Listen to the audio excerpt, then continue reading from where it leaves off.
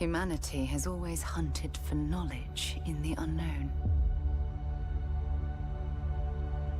The wonder is, not that the field of stars is so vast,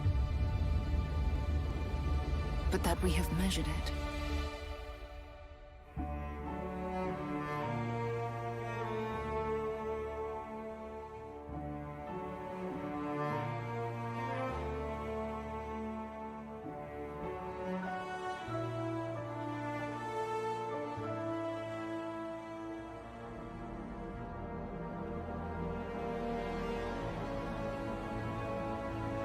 We're all here because we're committed to the biggest question of all. What's out there?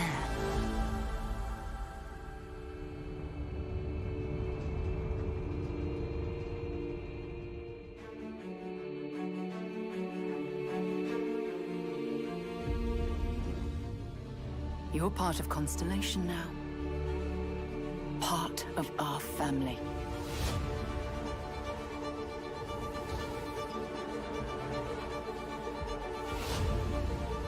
We do not fully understand all that is at work here. No finer group in the stars to be unraveling this mystery. I'll follow you from here on out, Captain. Grab jump is ready. I love this part.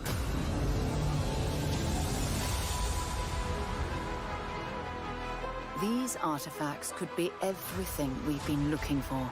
Another great secret the universe is asking us to unravel.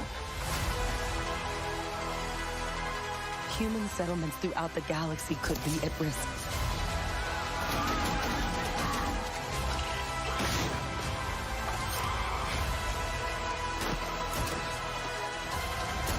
We are not stopping. Whatever lies at the end of this road will change humanity forever.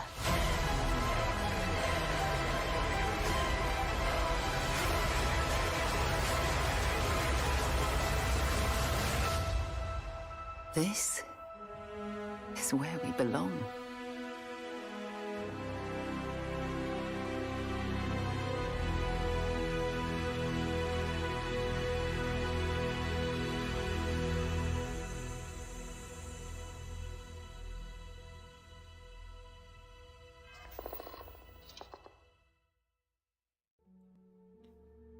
Well, hello. It is Thursday night, and I'm here, sort of. Running late, slept after work. Didn't know if I was going to make a stream today, but I did. It's going to probably be a short stream. But you can still take it to the bank, right, Nick? And hello, Nick. Hello, Mr. Ashery. Good to see you again. Hello, Alari. Howdy. How y'all doing? I know, that's part of the short stream format is it actually takes me quite a bit of time to set up my green screen and my camera. So one of the conditions of me even streaming tonight at all is that I just want to turn my streaming software on and go. Because yeah, with my camera, I also every time I have to reset all the color settings and the chroma key settings and everything else, I do it most weeks, or I do it every, I have my cam on most weeks, but like literally I got 2.5 hours of sleep last night. I just could not sleep. And then I had to work an extra long day. Okay, so I'm camping. We're camping this weekend. And, oh, hello, Emer23. I made it. So when we go camping, I take a half day on Fridays, and then I work extra long days Monday through Thursday. So it just, and then Thursdays are my super busy day at work where I have to do presentations and lead meetings and stuff like that. So it just was like the perfect storm. So by the time I got out of work at 6, which is later than I normally get out of work, I just literally was like, oh, I just need to fall over. And I woke up, I don't know, about a half hour, 45 minutes ago, because I was hungry, because I hadn't ate dinner. So I was like, okay, I'll get up, I'll have something to eat, and then if I'm feeling like not going straight back to bed, I'll hit the stream button. But no fancy cams, Oh, Evie has such good news. Evie, did you get the job? Is that the news? Yeah, I shouldn't guess. I know you were looking for a transfer and you want to get into that position with the online orders, but it is it is the last stream before October. And Alali, no, don't feel bad for me. My life is not that rough. I work a 9-to-5 job. I'm one of the only lawyers in the world that isn't expected to work overtime. And I spend half my weekends camping. So if my life gets a little hectic, it's just because my leisure time I pack in too much. Or like my dumbass last night, just couldn't sleep. That's like I was a victim to myself for just not sleeping. But yeah, I actually last night I started prepping my October 2023. Updating my October intros and background scenes and all that stuff for 2023. Let me see, what else? Almost Saturday. Yeah, nice, Mr. Ashley. You don't like school? Oh, no. I had mixed feelings about school. Sometimes I liked it, but usually I liked it more when I didn't have to go. Even when I was, quote, enjoying school, like in college, there are times when I really did enjoy school, but I liked my days off better.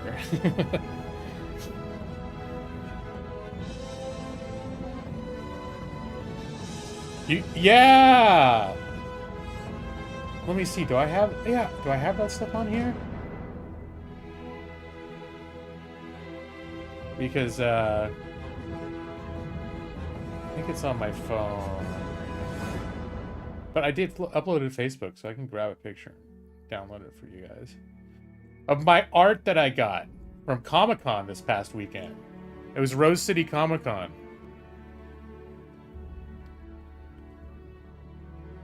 Oh, sweet. And you're doing the job you wanted. Nice. Everything's turning up Evie right now. I'm really happy to hear that, Evie. I know this is you've been really looking for a change for a long time. And my October 8th, like, this is happening. It's just like it's going. It's going. After it sounds like them dragging their feet, you know, for God knows how long. I'm really glad this has worked out for you, Evie. Evie, level up, exactly. So let me get my.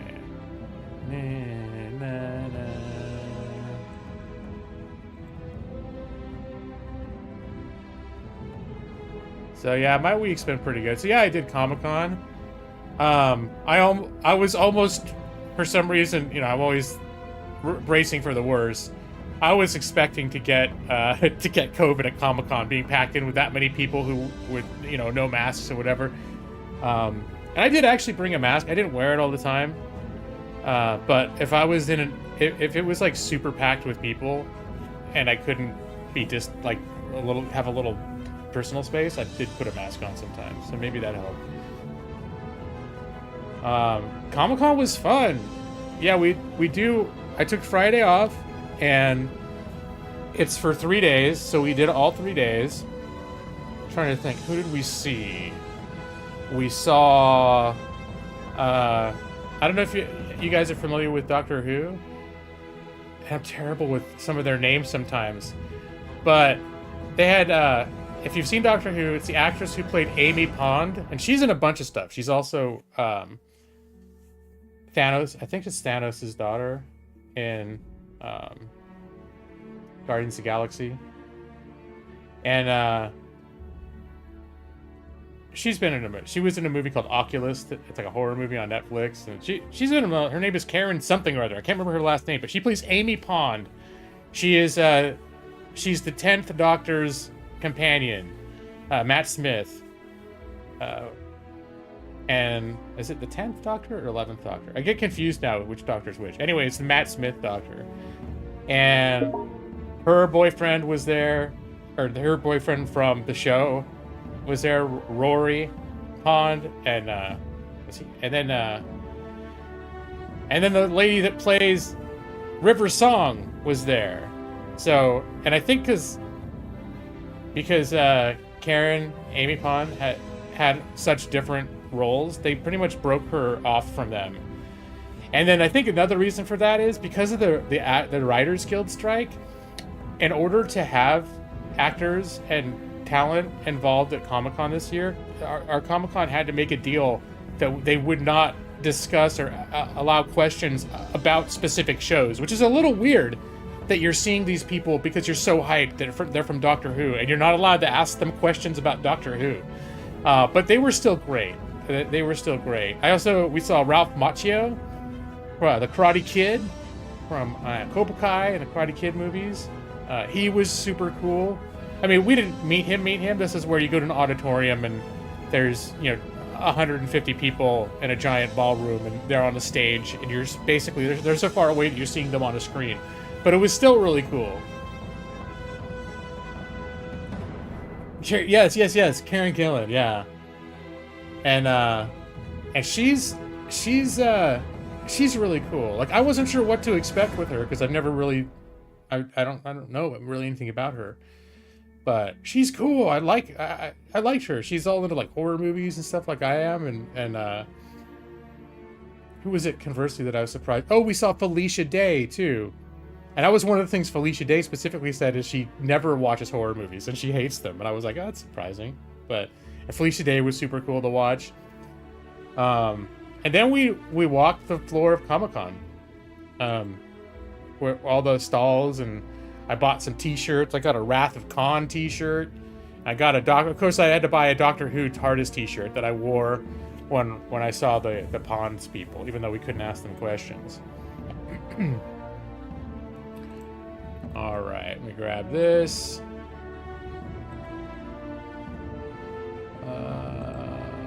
I'm grabbing a couple pictures of things I bought at Comic-Con right now.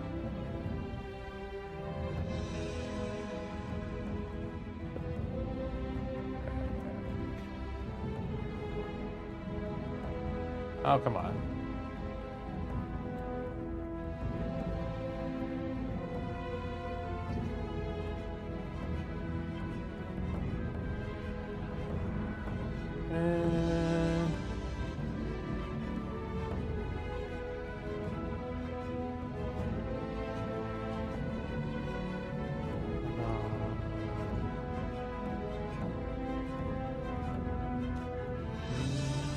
Okay, here we go. So here's what Nick was talking about. Is there's this vendor called Punch It Graphics, and I've been buying stuff from them every year. They do a bunch of like just stuff that I love. Like they do Star Wars posters, but they're like movie posters, like visit the sand dunes of Tatooine, and I've got some of my room. Explore Endor. It's like tourism posters, but they're all cool. They got like cool art style. Then I've got like Indiana Jones, all 3 Indiana Jones original trilogy movies that have been done like giant comic book covers. And so I've got like them all walled and framed in my office.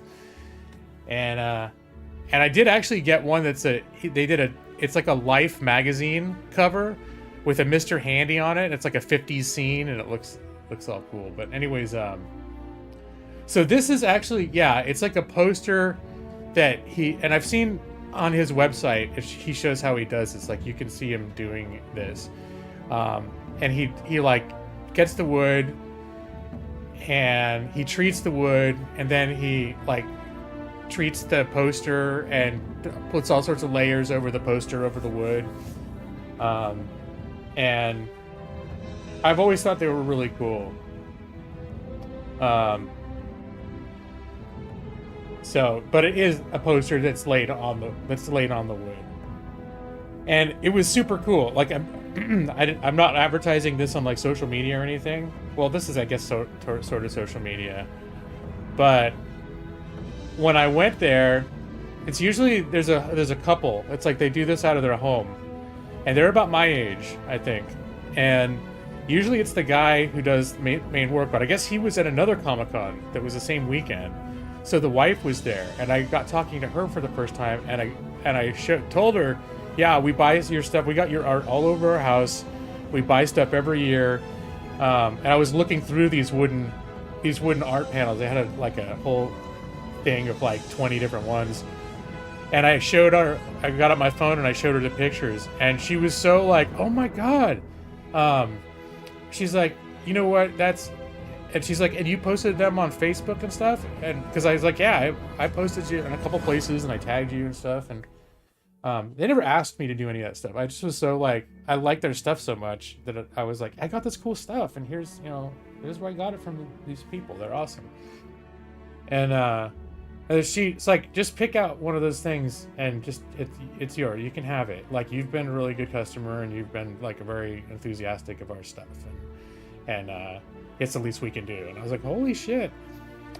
So and I almost was like talking with Amanda, my wife, like, oh, is it like, because I want to support their business still, but I also want to allow them to express their gratitude, right?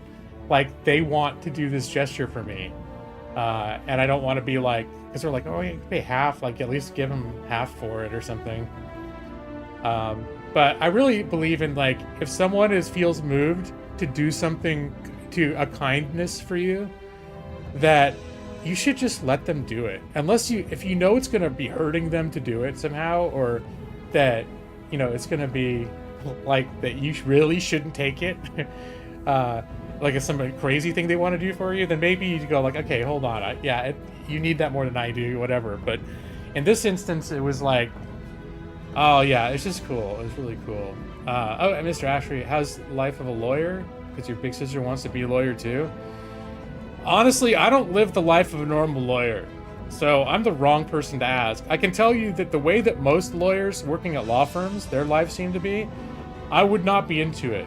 I went into law school interested in like the mechanisms of law and learning about like just digging in how to analyze things and solve problems, and I like just the brain part of it, the analytical part of it. I don't like the hustle bustle courtroom drama. I don't really like the law firm culture, which is like work, you're married to your work. So it really depends on where you end up. But I think largely what you consider normal lawyer legal culture is really like, you've got to really be passionate about wanting to do that work, and willing to put everything else aside, really, for it. And that might be changing. I don't know if that's progressing or not. But what I do have the title attorney in my name, but I work for a company that hires attorneys to serve a certain function internally. It has nothing to do with taking anyone to court or anything like that. It's all about solving just problems that they do in the face of like a really complex procedural environment, like solving people's problems. And so my team is all attorneys, but none of us are actually practicing law, but we have to be attorneys to get the job. And I like my job right now. I've been there for a few years. So what I do now is I'm a team QA lead, quality assurance. So essentially I review and give training feedback to the rest of the attorneys on like basically whether they're doing their job right. So I'm not exactly a supervisor. I'm not in charge of anybody, but it's kind of cool. I kind of like it. And I'll show you the other picture. Let me get rid of this.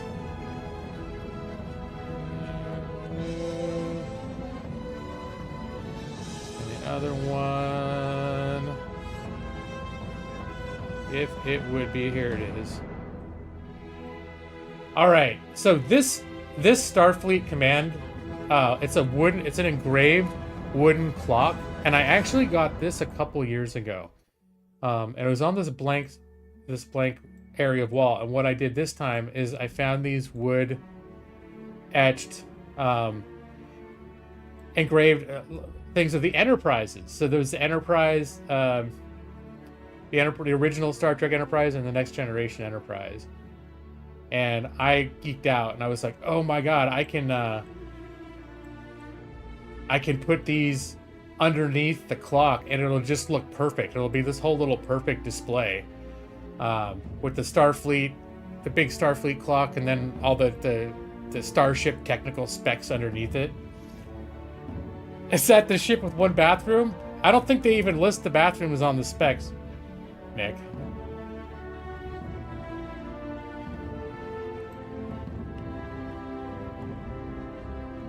But yeah, so I'm pretty hyped about that. And then I got a few other posters for the bathroom, because that was the last room where I was like, we really don't have a lot in the bathroom. So as you can see, the towels with the Fallout poster thing, the wood thing, was next to a rack of towels. That's in the bathroom.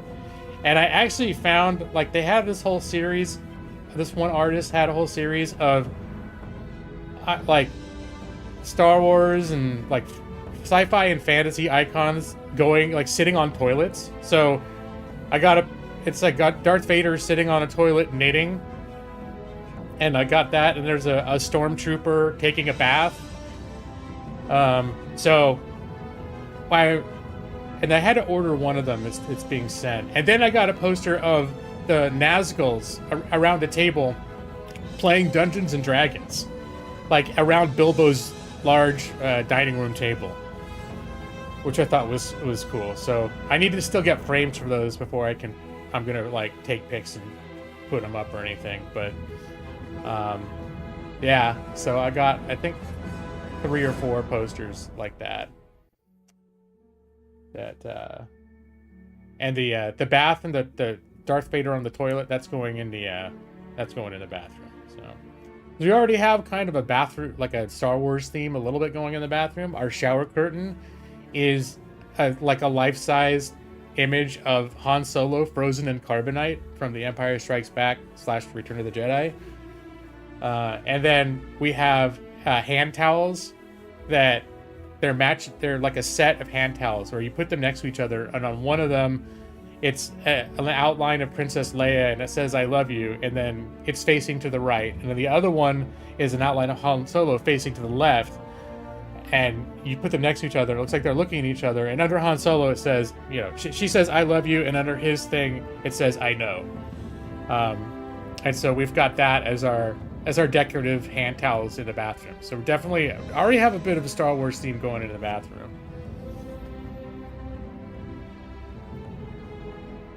But yeah, I just saw that, Nick.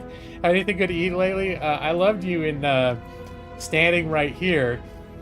Well, it was cool because they still would sort of, I mean, it was they walked the line, and there were definitely a few people, because it's mostly, you know, people get in line and just ask questions, and then as they ask questions, the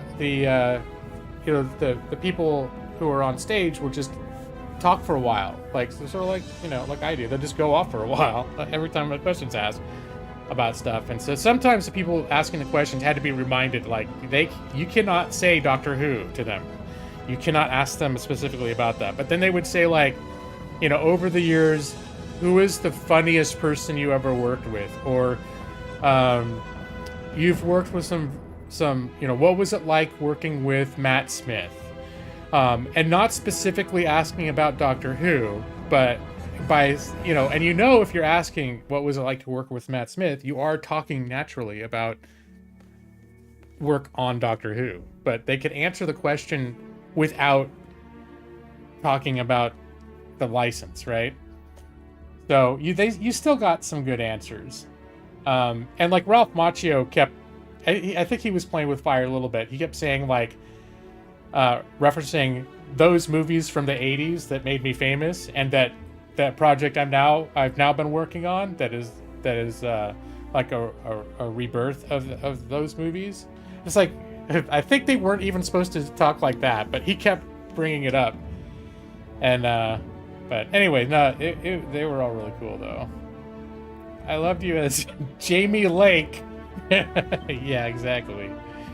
How was your time on Mr. Ware?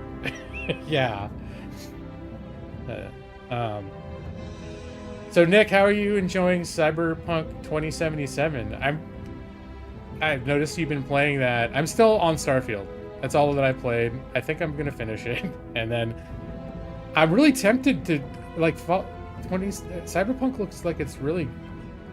I've gotten really hyped about it because everyone's talking about how good it is now, like the new update. But what are your thoughts? Does it feel a lot different to you now? Because you played it quite a bit. You haven't gotten into the DLC. Yeah, no. I mean, the new patch is basically like reboots the whole game. That's the thing that I would when I get around to playing it, because I think first I want to go back to Baldur's Gate, and then Cyberpunk might be next on my list. Like, I almost want to stop and start playing Cyberpunk just because I'm so curious to try it, but that's exactly how I never finish games, right? I'll be in the middle of something and something else will come along that will excite me, and then I'll stop playing. I'll never finish, whatever I'm playing at the time. Let me get rid of this.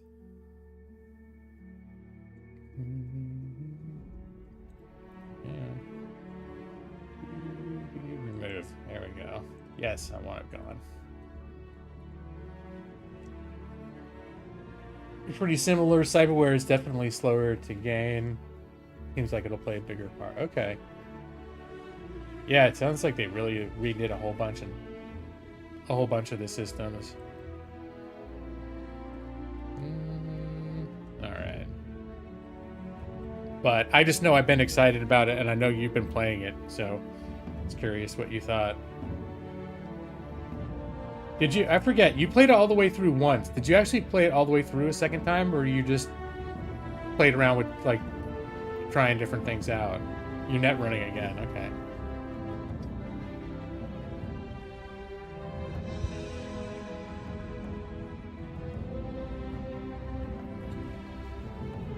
But let's see, what comments have I left, or have I missed? Any laser printed? You talk about the engravings? I don't know how they're made, but I'm fairly certain they're taking some kind of an image and it's like an automated process. Because no one's doing that shit by hand. That's very clearly based off of like a print. They also those Star Trek carvings. They also had a bunch of D&D, like around the same size, sort of small. They're a little bigger than these.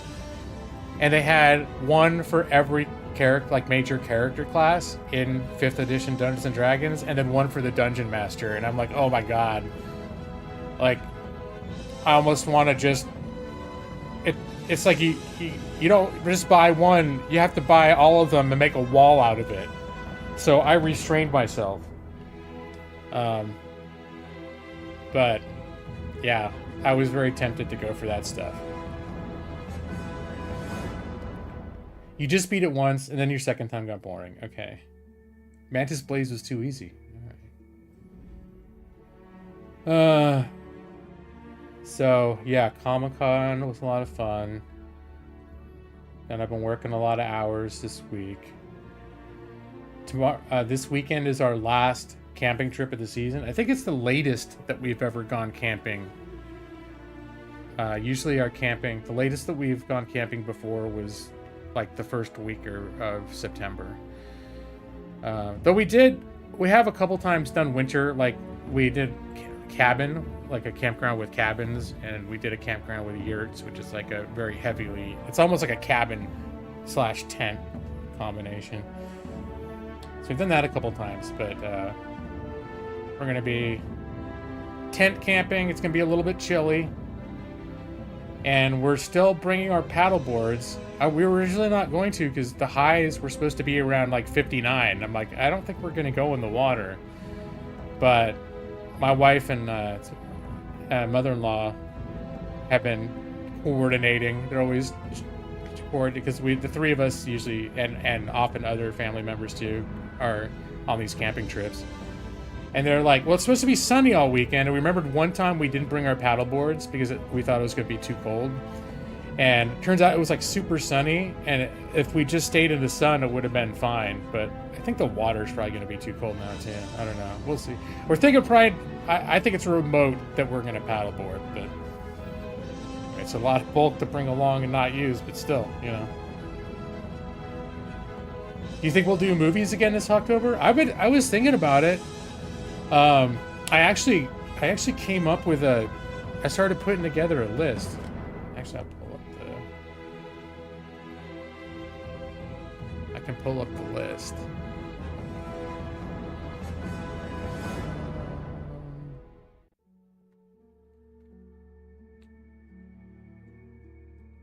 And there's more than what I've got on this list. Here, I'm gonna show the had this in the game background.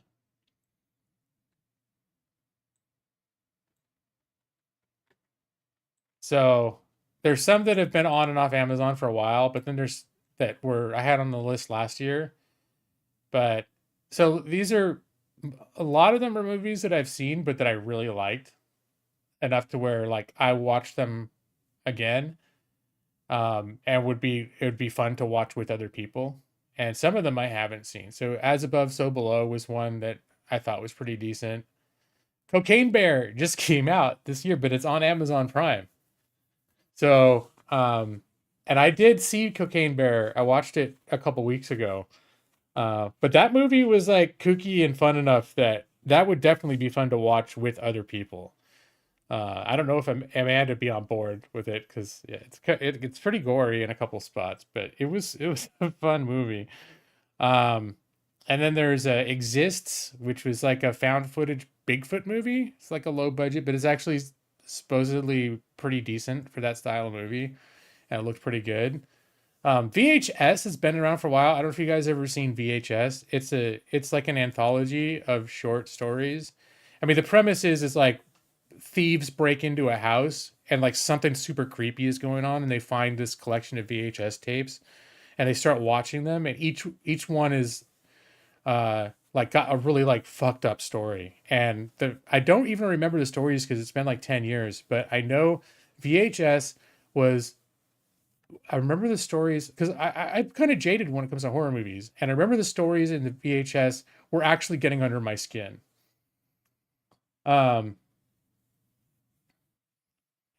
What is that? You not thinking? Oh, and Evie's eligible for LASIK. Nice. All right. Cool. Good deal. Yeah. Now, Violent Night isn't technically a horror movie. It's more like Die Hard, except it's Santa Claus violently killing the bad guys instead of Bruce Willis. It's sort of what it seems like.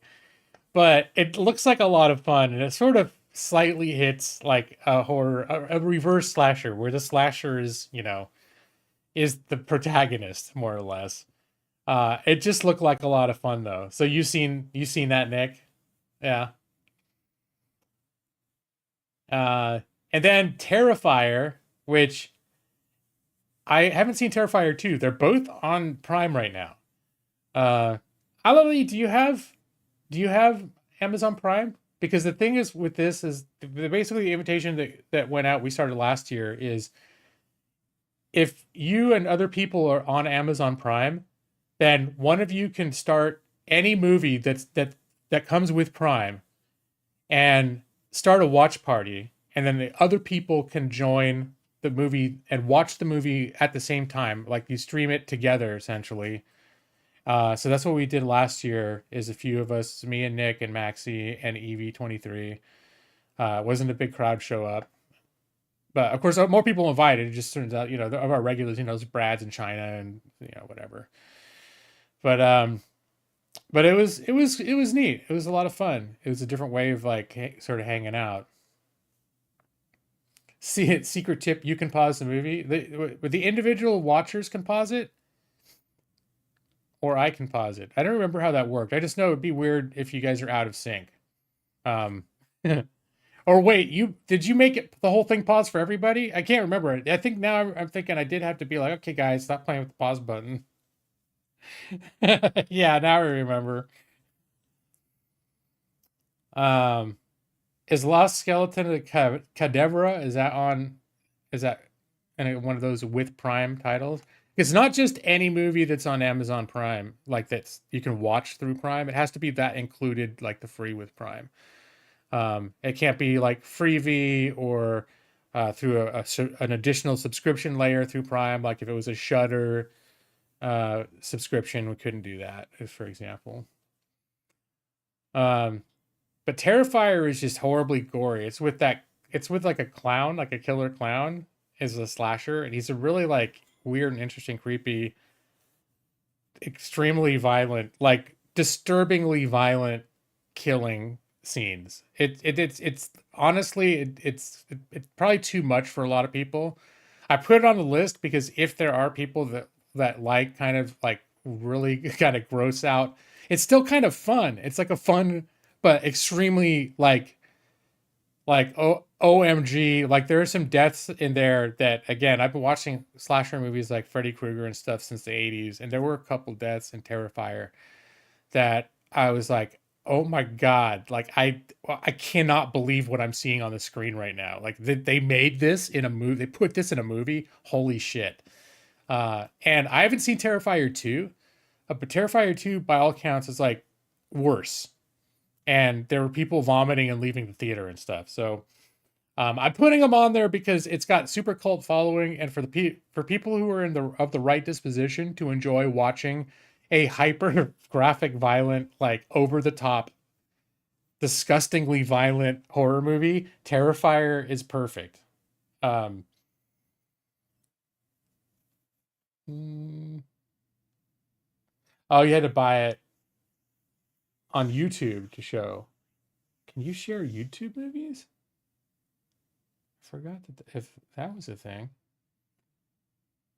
And then I found a couple old classics. The original Dracula with Bela Lugosi. I've never really watched that. I think I've started it a couple times and fallen asleep to it, but it's like super classic. Oh, Wolfman. I've never watched that. 1941. There's a Sacrament by Eli Roth. He's the guy that did Cabin Fever, but the Sacrament, that might not be for everybody, but I kind of like Eli Roth's got kind of a quirky style a little bit, and the Sacrament is basically it's not, they're not calling it Jonestown, but it's basically like that's what it's sort of recreating, is that kind of like cult leader in a cult town down in South America type of thing. It's basically they're setting up it's very much beat by beat like a Jonestown retelling, or like if they were going to do a Jonestown reboot, which I saw a few years ago and I thought was pretty good. And My Bloody Valentine, I just saw that. I'm not sure if that's like I'm super into it. Bloody Hell is like it's an Australian movie that's supposed to be like really funny and interesting. Troll 2, one of the worst movies ever made. It's like The Room by Johnny Wiseau of horror movies. It's not Johnny, but it's that bad. There have been documentaries. I think it was this one called The Worst Movie Ever Made. And it's all about Troll 2. And you don't need to see Troll 1. It has nothing to do. It was just like they made the movie and then someone after the fact decided like, hey, let's remarket it as Troll 2. And we can attach it to Troll 1. It is one of the most horrible. I have seen Troll 2, yes. It is one of the worst written and acted and directed movies ever. But it is a so bad it's good if you like that kind of movie. Like it is it's really, really like ridiculously bad to the point of being entertaining. And that would be fun, I think, to watch with other people. Then there's Knock at the Cabin, which I didn't know a whole lot about, but it just came out, I think, this year, and it's an M. Night Shyamalan movie. So he tends to do good stuff, suspense, all that stuff. So I just threw it on there because it looked like it would be a good movie. I don't know a lot about it, but it's just like, hey, here's this horror movie by this famous director. He's the guy that did The Sixth Sense and Signs, and he's done a ton of other stuff over the past like 25 years. And of course, Army of Darkness is on there, and I'm like, well, holy shit! If you have access to Army of Darkness, you got to throw it on the list, because that movie, I haven't seen it in a long time. It probably hasn't aged well in some ways, but that movie is a classic. And then Odd Thomas popped up. That was pretty good. So I forget that dude's name, but the guy that played Chekhov in the Star Trek movies, who died.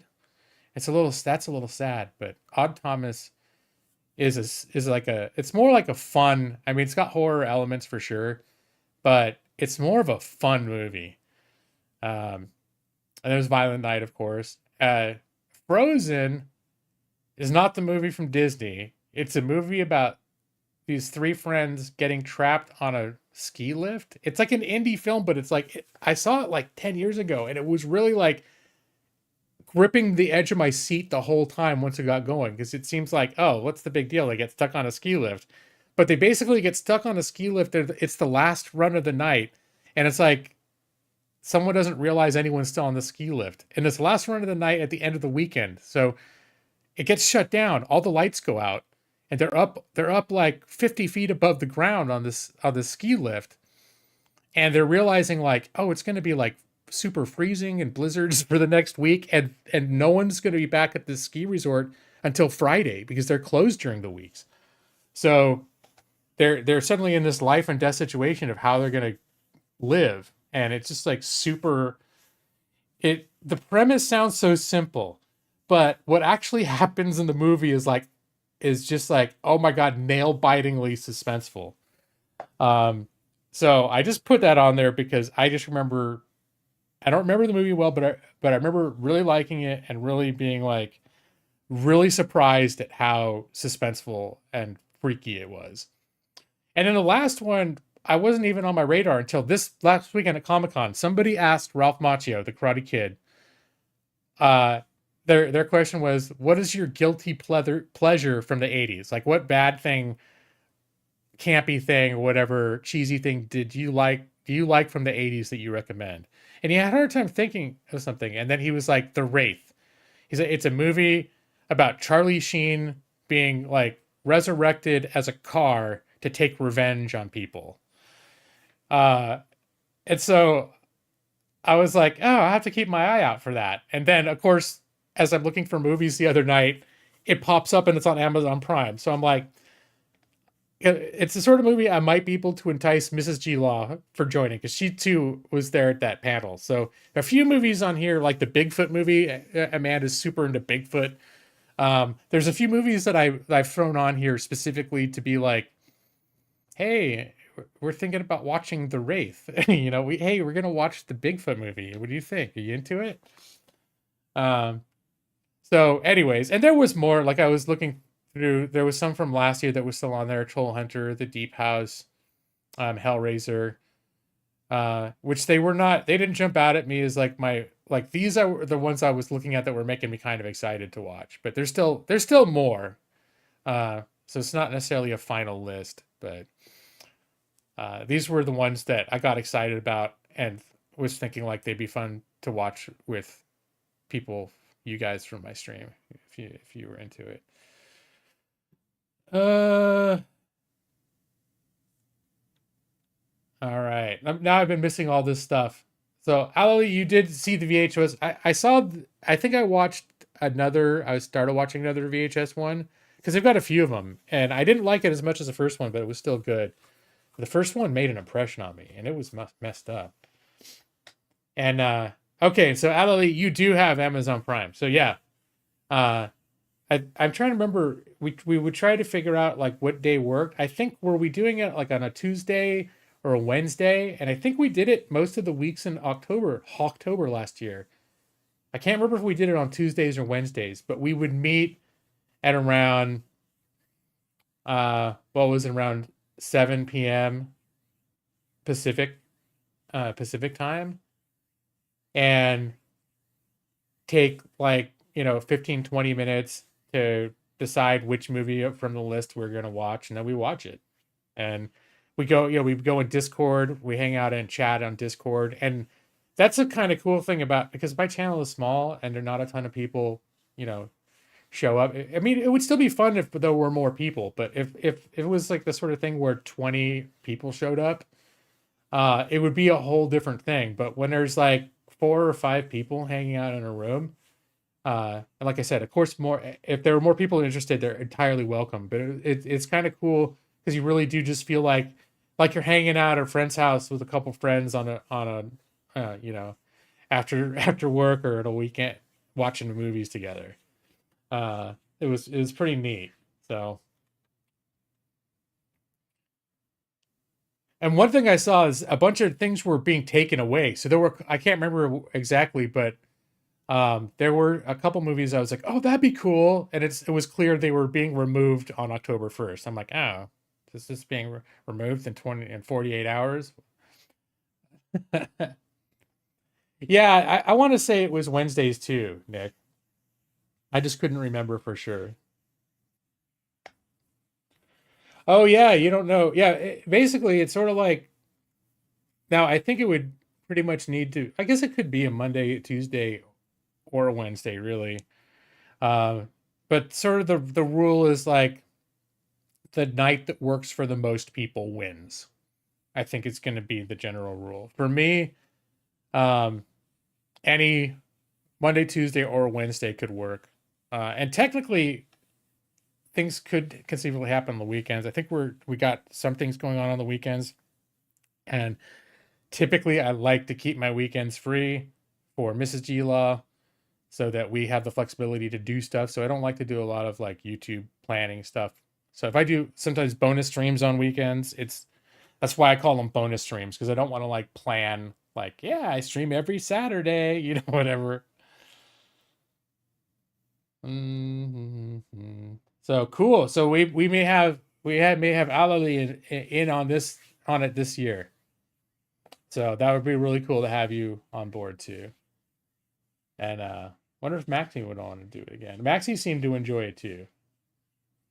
And then one night, Skull Sphinx, Evie's husband, joined us for a little while. My wife joined us for it. We watched the Rifts tracks, basically Mystery Science Theater 3000 guys, the original guys, doing what was that? The House on Haunted Hill with Vincent Price. That was fun. But I didn't do any Rift tracks this time. I should look and see, because I think I saw a few Rift tracks floating around, but because they can be fun to watch with other people too. But anyway, so well, enough of that, and let me close this up for now.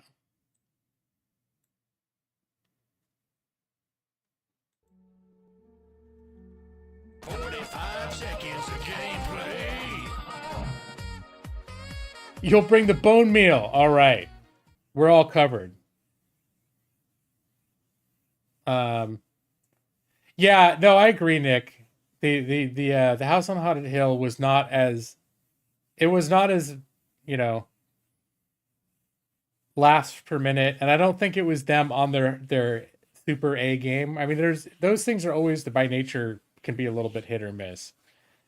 I liked the stuff before. Wasn't that the one where before it they had like the pre-movies before the main movie that they did, which was almost funnier than the actual movie. Your hours are 11 a.m. to 8 p.m. though. You may be okay. Yeah, we'll see. Well, I mean, we're just going to see it, and that's sort of how it was last year. Is I'm sure there were at least a couple people who were interested, and it was just like, but there was no time that I was available to do it that worked for them, right? And then there were people like Brad who just really wouldn't be able to like stream a movie in real time with us, or I don't know if he didn't have Amazon or what.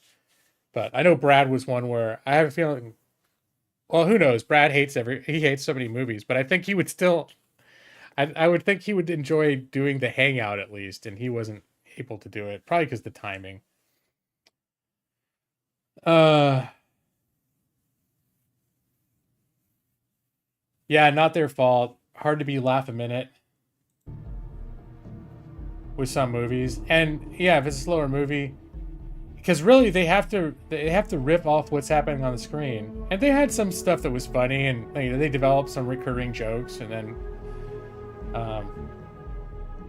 yeah, I still had fun watching it, but I agree with you, Nick. It was like it wasn't the best. It was a little bit slow. I think we lost. Isn't that one where Skull Sphinx was there for the beginning and Amanda? They both fell asleep. I know we lost a couple people in that one. But Alright, I'm gonna get into game and play for a little bit. I'm thinking I'm probably gonna try to aim to end the stream around 11. I really don't want to play around with staying up too late. But yeah, they left for bed. So I've been traveling around with, let's see, what's her name? Andreja.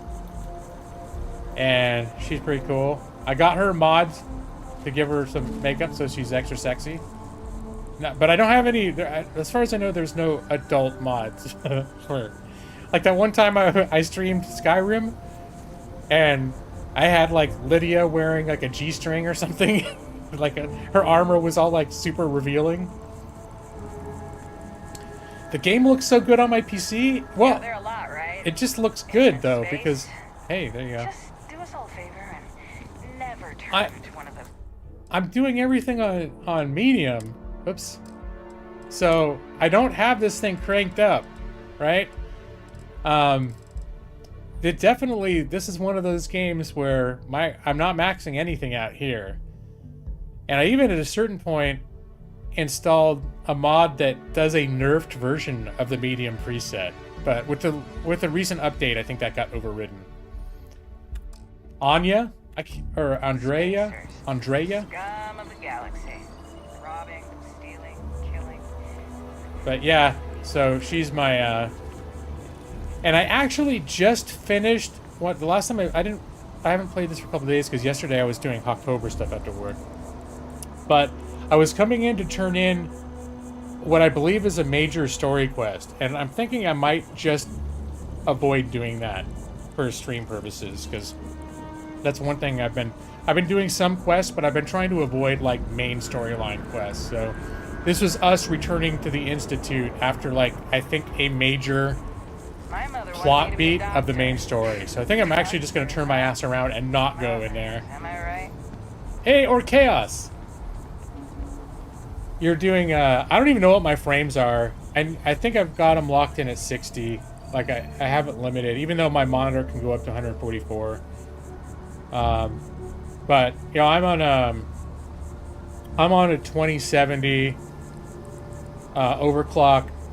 You know, it's decent. It's not cutting edge, brand new tech. It doesn't have, like, all the latest NVIDIA stuff. Hey, yeah, I had some bad, last planet I was on, I had some bad status effects. One thing that I did mod that would change the appearance, a couple things. I did install a texture pack mod that supposedly just takes the original textures and gives them just a bit more detail. But it's literally like just a retexture of the original textures. It's not like they've changed really how everything looks. And I do have an FOV. I added the ability to change the FOV. So I've widened the field of view a little bit. Uh-oh, your arm is sore from the vaccine. Ouch. All right. Well, I hope that gets better and you don't have too much of an effect from your vaccine.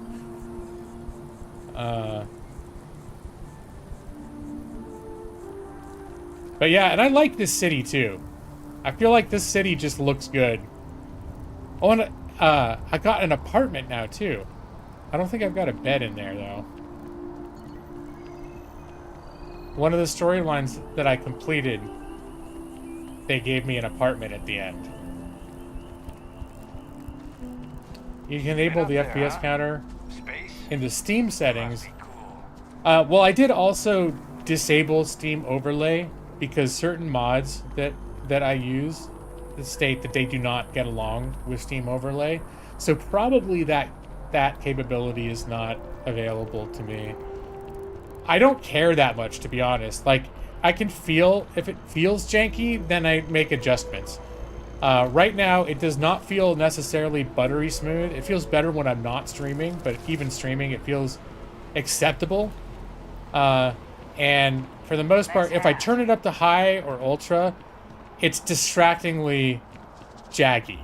But I feel like Ali said, I think it looks really good, and it's everything's on basically the medium preset. with a few extra little tweaks on the side. Oh, wait, where the hell is my house? It wasn't in the building with my parents. It was, I think it's in this one.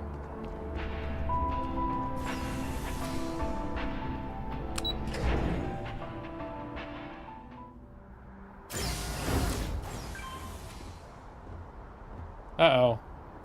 What's the fire extinguisher doing down here?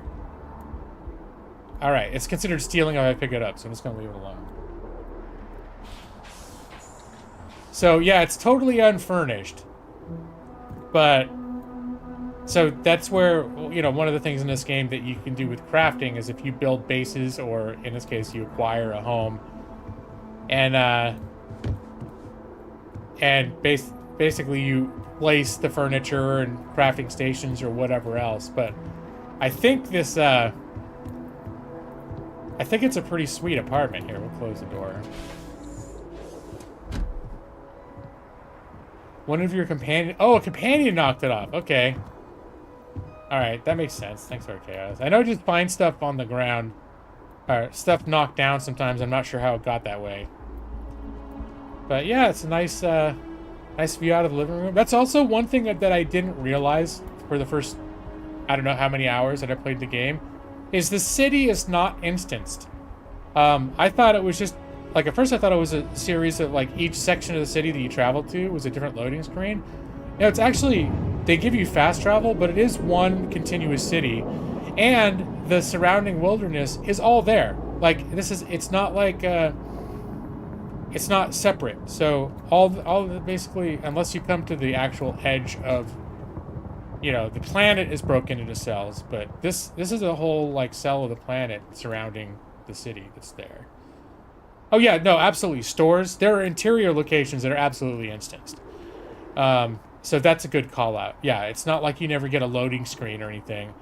But, you know, like, but when you go from one district to the other, I thought, bye! Oh, my God. I had no idea she was, she was... Andrea! Well, I guess we'll have a little ceremony for her back on the ship.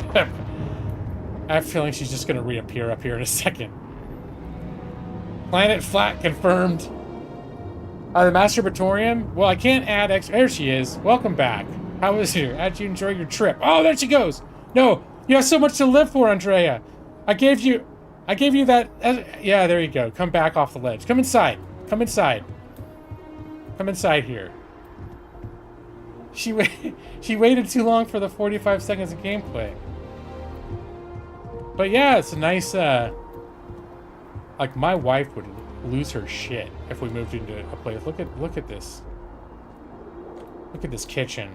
And I'm guessing this would just be like a whole pantry. Just, you know, to go along with the kitchen. And, this is, like, the guest bathroom? Holy shit. You know? Some nice, this is some swanky stuff here. Someone clipped that. Don't go. A little laundry room here. This little, like a second bedroom, or this could be an office. And then there's the master. There's a master bedroom in here, which is. I wonder, can I do a? It'd be nice to at least have a bed in here. Forget decorate. R. Crafting. Furniture. Okay, let's see. Are there other beds? Variants. Oh yeah, that's nice. Bunk bed, no. Like cots, hospital beds, no, not super. There, this is nice. And I've never done any crafting. Rotate. Mouse 1 and mouse 2. Oh, okay. Wow, it's kind of a fast rotation, isn't it? We'll put that up against here. Nope, whoops. And then how do I, Alright.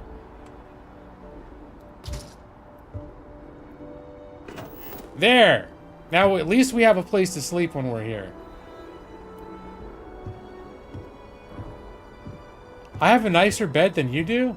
Maybe, could it be because I bought the deluxe edition? I haven't done literally anything to develop my, crafting for the most part. Except for, like, a few of the recipes you can unlock with absolutely no skills. So this is the master bath. It's even swankier than the guest bath. It's pretty sweet. And then the view from the master bedroom balcony is the best. And here's one cool thing is I can see my ship down there. You have the premium version. Oh, you got it for free with your GPU. Okay. Nice. Here, you want to jump off the building, Andrea? Here. This is the place. I got so much... You know, we're going to get a running start. So they actually do let you jump off. And, I can go all the way down to my ship. Let's see, are you coming, Andrea? Keep up. And you can, there's all sorts of places too that you can land on the city that aren't part of like the regular. Yeah, I gotta be careful not to run out of boost at the wrong time.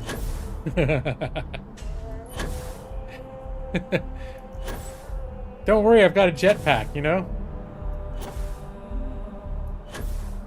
See, it's all good. Okay. That probably ruined my chances of getting all the way to my ship.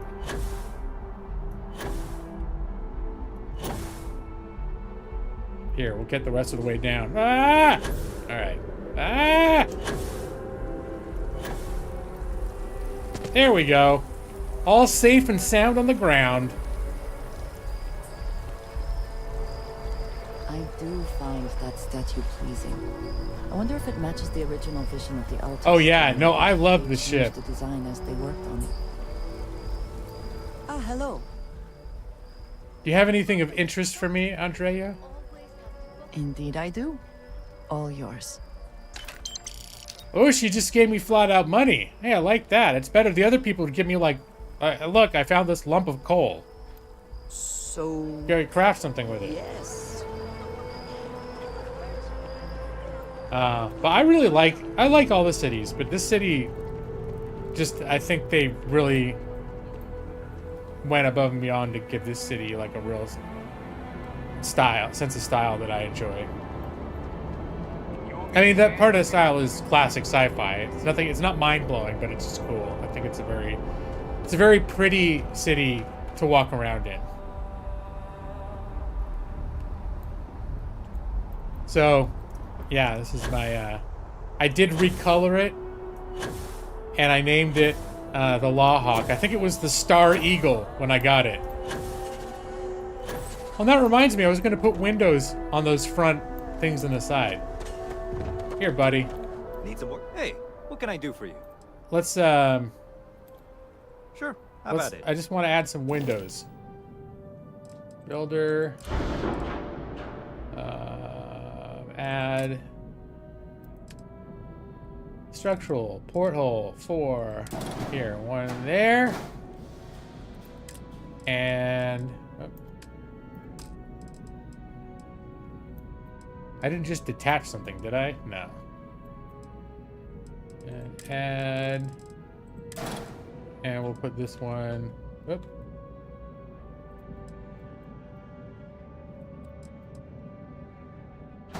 Over here. And I could technically put another one on the back of each of these. I'll have to look inside to see how that looks. And also, is that going to clip into this and look a little, look weird? It might. Yeah, I think it will. All right, that's enough. That's all I wanted to do is a little cosmetic upgrade. I've been meaning to get some windows. Some windows installed in those rooms. Because it's like, there's just way too much ship with no view outside.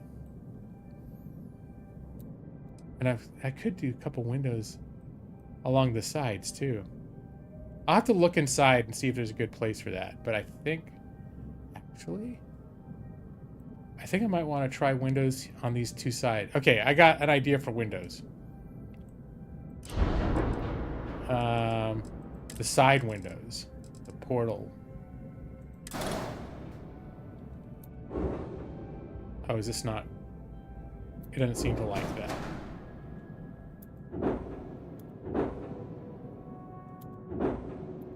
Okay, yeah, I thought maybe I could put one right here, but it looks like I can't attach it there. That's fine.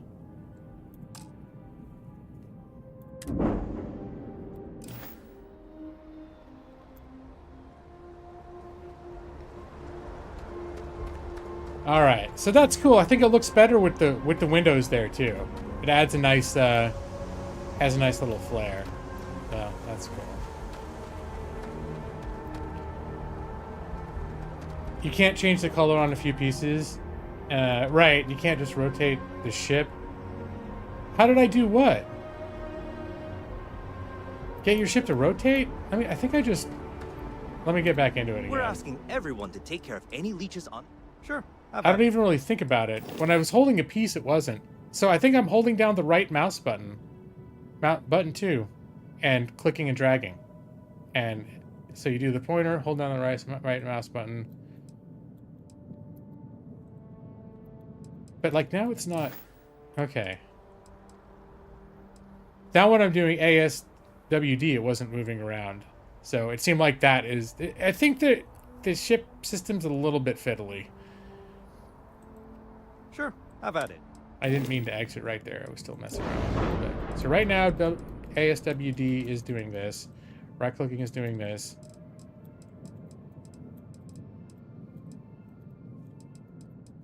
Yeah, I don't know exactly what triggers, because I was doing something else and it was like manipulating stuff over there instead. What is middle mouse? Middle mouse button lets me do this. So if I hold down middle mouse button, it drags like the map around. Right mouse button rotates. And yeah, that's pretty much it.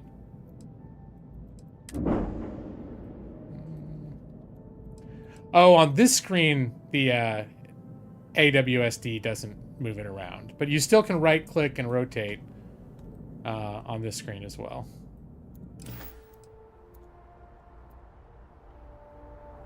All right, let's go see how them windows look. What do you say, Andreja?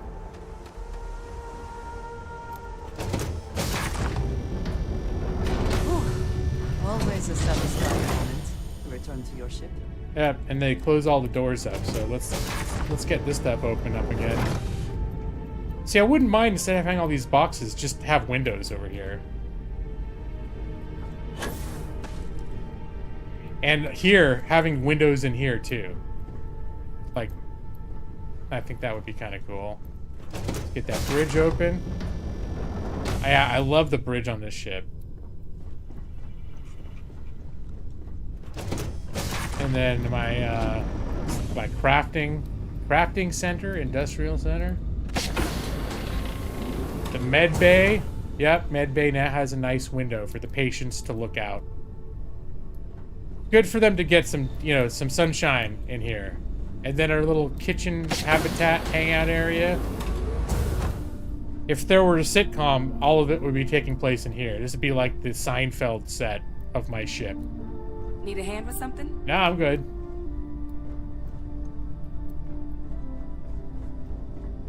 Let's see, what time is it in game right now?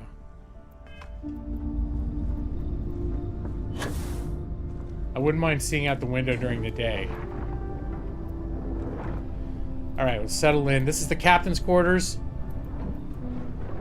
Not as swanky as my my apartment, but if you've ever been like on a naval vessel or seen actual naval vessels, like the fact that the captain would have even a little meager room somewhere on the side is an extravagance. Oh, it's free. Yeah, local time. Here, let's do 4 hours.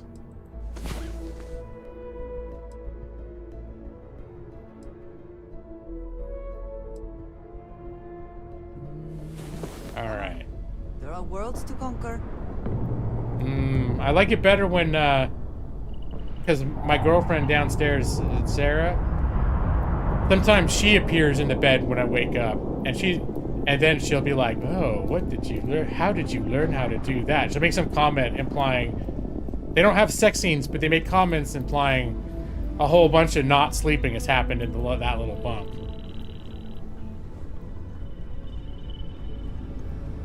All right, back to the Seinfeld set. Ding, ding, ding, ding. Good to see you. Hey, what's up? Yep. Yeah, I think my last ship I had more windows too, but just can't quite attach them the way this ship is laid out. But it is nice to add a couple windows. This is where I talk about putting windows in the back, but I would hate to lose like all this. I kind of like a lot of these details, so I think having a window at each end is pretty reasonable. No, I think you can actually get married, but I didn't take it that far because I was aware I hadn't met Andreja yet. But I didn't want to lock out the ability. Now, so far, my relationship with her, she's a relatively new companion, so nothing has evolved yet to give it the romantic option. But I didn't really know that much about her, so I wanted to keep it open and then see, like, if I thought, like, oh yeah, my character is like, it's time to move on, Sarah. You were yesterday's news. Alright, I need to figure out. Read any good books lately? Hey, kid. Yeah, books are great. Wait, let's see. Loose ends. Maybe just find some extra spacer activity. You know, I'm curious, there's that one guy at the Den space station that always acts like he's got a lot to say, and I always ignore him because I'm always in the middle of doing something else. So maybe I'll go to the Wolf state. I'll go to Wolf system and go to the Den and finally talk to that guy and see if he's got anything interesting to say and maybe a quest.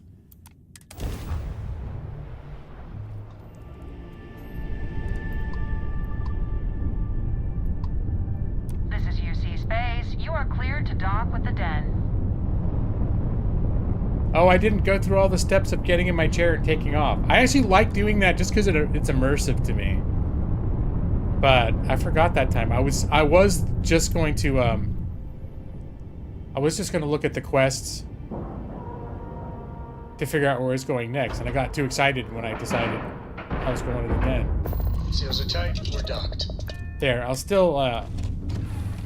still go through the steps of getting out of my chair, going to the airlock. All this stuff you don't have to do, but it feels better to me to get out of my chair and walk to the airlock. For some reason, I'm in a super hurry, or I don't feel like being immersed. Then I'll hit the button that instantly teleports me to wherever. Shadow of its former purpose. I do not like it here. Huh. I think this used to be quarters for military leadership during the colony wars, which a lot of people, they do not have fond memories of the colony wars. All right. If there's anything oh I no, can do for you, please. not this guy. This guy. I really did think this place would see a bit more action. All right. I've walked by you for months now. I try not to trade in gossip, but if you have any verifiable information, I'm all ears. Okay. No offense, but you seem a little out of place. Well, I certainly feel that way. The Vanguard pilots don't seem to want to associate with me. And I don't agree with Mr. Romac's views on the colony war. So there are few options left to me. You know, I really thought volunteering for this assignment was going to be the boost to my career that I was looking for. Now I suspect even SSNN has forgotten about me. So I think that's like the news network of the UC. You could always ask for a different assignment. I could, so long as I don't mind seeming like an abject failure. And I just know that the day after I leave, some giant story will break. That seems to be the way things go. Can you tell me more about SSNN? I'm kind of curious, is this guy just here to talk, or does he have, like, something he wants me to help him with? This is exactly the time for some rando to ask me to do something. Why, certainly. The Settled Systems News Network is the longest-running news service in... well, the Settled Systems. Reporters are dispatched all over, keeping an ear to the ground for some breaking news that should be known to everyone. It can, admittedly, be a bit of a pain making sure those stories reach our central office in New Atlantis. But until someone invents faster-than-light communication, it's the best we can do. All right, that's all that he just had to say. Au revoir, as they say. That's one of the interesting things about, you know, this universe is there's no, like in Star Trek, they have subspace communications where they can still, like between planet Vulcan and planet Earth, they can do a video conference. In this world, there are no faster than light communications. So ships can go through their fold systems, can move faster than light. But they literally can't send communication signals. So it's faster to fly to a place yourself than it would be to send like a radio message. Was it Tom Holland? It looked kind of like him. I also thought it looked a little bit like that Wonder Years kid. Let's see, any other excitement going on here? It's probably not supposed to go in here. Like a doctor. It looks official though. Is this the doctor's office? Who's this? Alright, I'm just gonna... Should I leave her alone? She's resting. You know what? People don't give a shit. Here. Wake up! Do you have any quests? Not very immersive. Haven't seen you around here before. Welcome to the den. Reina Marquez. I head up the Vanguard station here. Hey, I'm part of the Vanguard. Good to see another Vanguard pilot. You assigned here, or just passing through? Oh, I think I talked to her once before. Maybe you've forgotten. None of your concern, pilot. No, come on. I'm just taking a look around. Right. Okay. Good. Was afraid I'd gotten another transfer without any warning. Nothing against you personally, of course. I'd just like to know who I'm responsible for before they show up on my doorstep. You need anything? Say the word.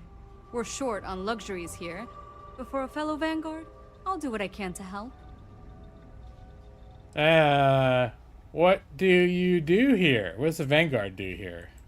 The same thing we do everywhere else. Fill in the gaps for the UC Navy. Help keep the settled systems peaceful and safe.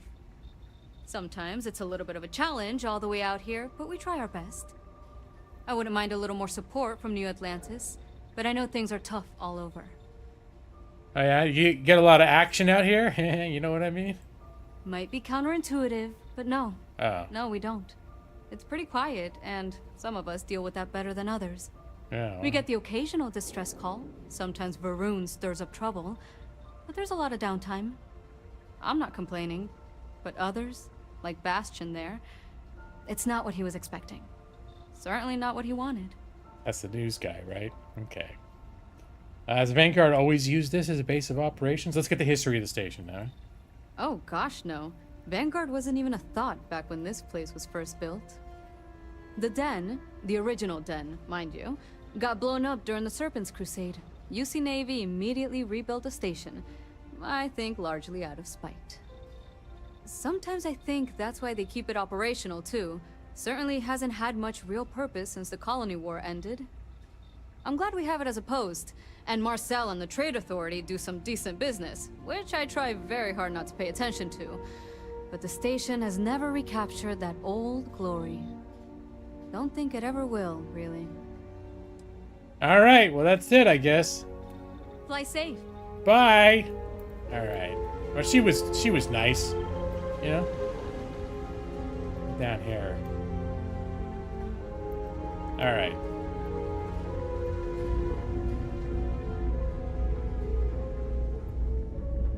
It's a little surprising, isn't it? Out here on the edge of UC space. The edge of UC space. See, any other, good play some darts? Oh, hey, don't look at me. I'm just here for the liquor and the, It would seem more prudent that the UC simply shut down this entire station, rather than allow it to endure in this state. Yeah, it is a little... I just noticed this. It's a little run down, maybe? It's a hireable crew? Don't let Orville get to you. Just smile, Who's take your Orville? drink, and be on your way. Best for everyone. Or the barkeep. I'm just being very sociable. What do you do around here? You know, that's a good question. I do stuff for Orville sometimes, odd jobs or whatever, when he's not annoying. But I think technically I get paid by the Vanguard. Yeah. Alright. Pay me no mind. I'm an NPC. Oh yeah, Fred Savage. Yeah, that's who I meant, Nick. You don't even know who pays you? I mean, I could probably go look it up. But as long as the credits keep showing up in my account, I'll keep hanging around.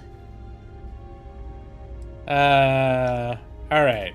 I keep then. getting the story behind this place. So now I want to see about this Orville guy. Would you like to try some of my popcorn? I heard that you're an abrasive, you know, individual. So uncomfortable. Hey there. Ain't seen you before. What brings you to the den? Oh, I'm looking at his shirt right now, and I think I read that the most recent Bethesda update, they made some changes to some of the texture rendering, and it screwed up a bunch of NPCs' clothes a little bit. So there's some really loud, weird texture thing going on there, and supposedly there's a mod that you can add that fixes that now. They already came out with a mod like that same day that Bethesda. That's the funny thing is, you know, Bethesda introduces the bug, but then they don't notice that it causes some like half the NPCs' clothes to look wonky, and so the community has it fixed within like 90 minutes of the thing posting. But I didn't. That's the first time I really noticed it, and I'm not going to bother because probably they're going to patch it again and fix it. I hope. Just passing through. That's so. Not many have reason to pass through here. Seems like most avoid it. But what do I know? I'm just an old man who's been here too long. Well, you're welcome here, so long as I don't hear you disrespecting the United Colonies military. You got a problem with our history or our heroes? And you can find somewhere else to get yourself a drink. Clear? Okay, I'm starting to see where they're talking about. The guy, like, he seemed really cool at first, but then he's like, obviously got this massive issue that he's like, he's already, I didn't even bring up the military, and he's like, but if you don't like the military, you fuck off. Oh, I didn't see that. How many collectives do I have? I'm not sure what that means.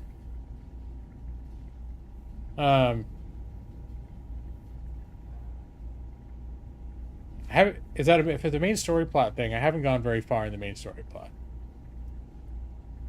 Spiffing Brit put out a video where he played the launch version of Skyrim before any patches.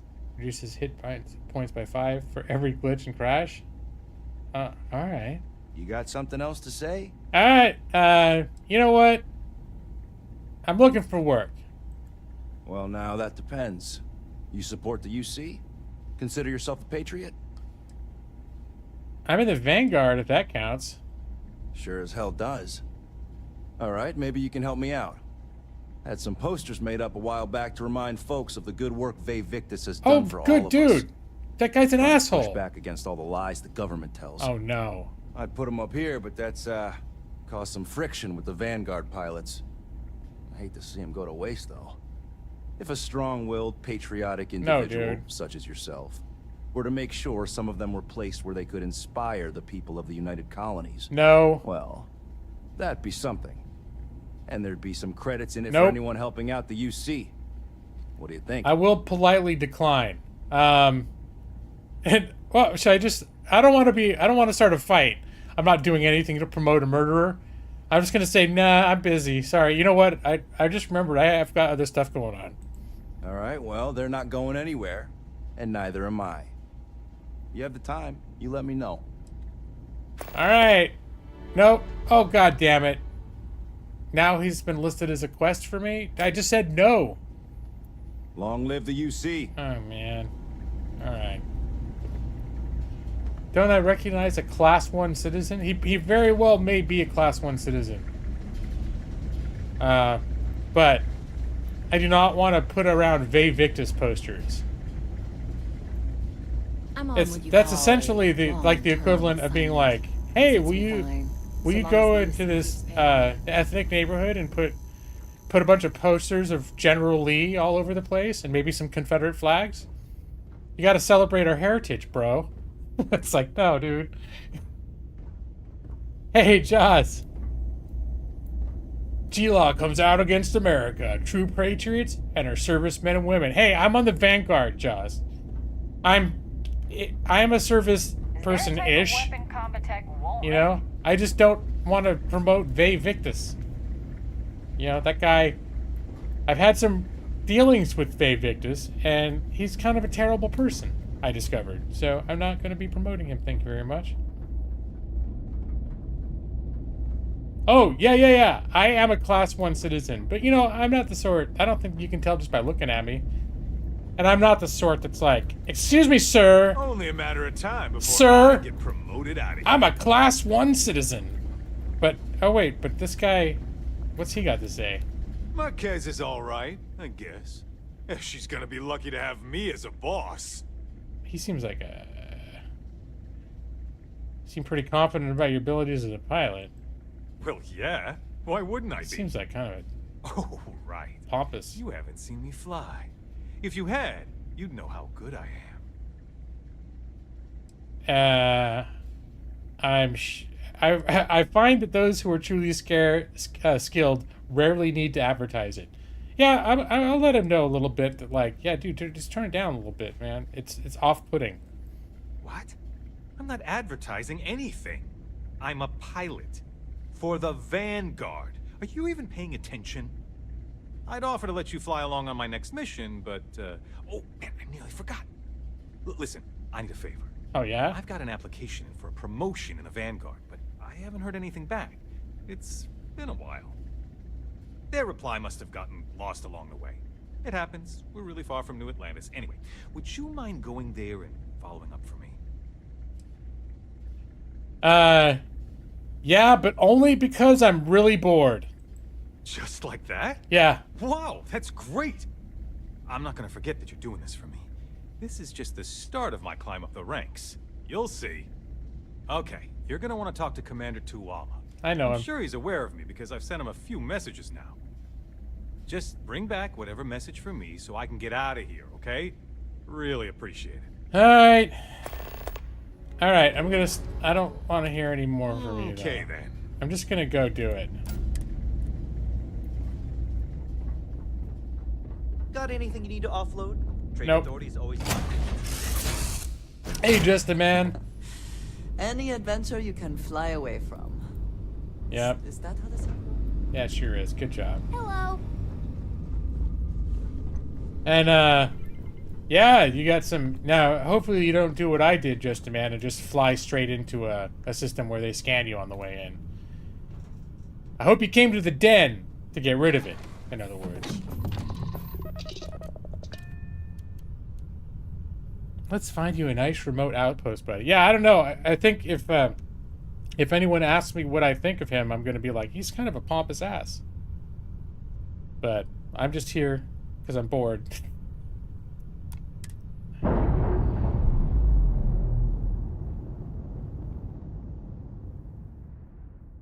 Docking seal released. All right.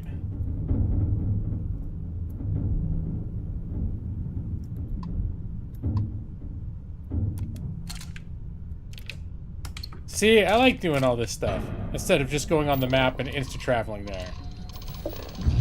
It's satisfying to me.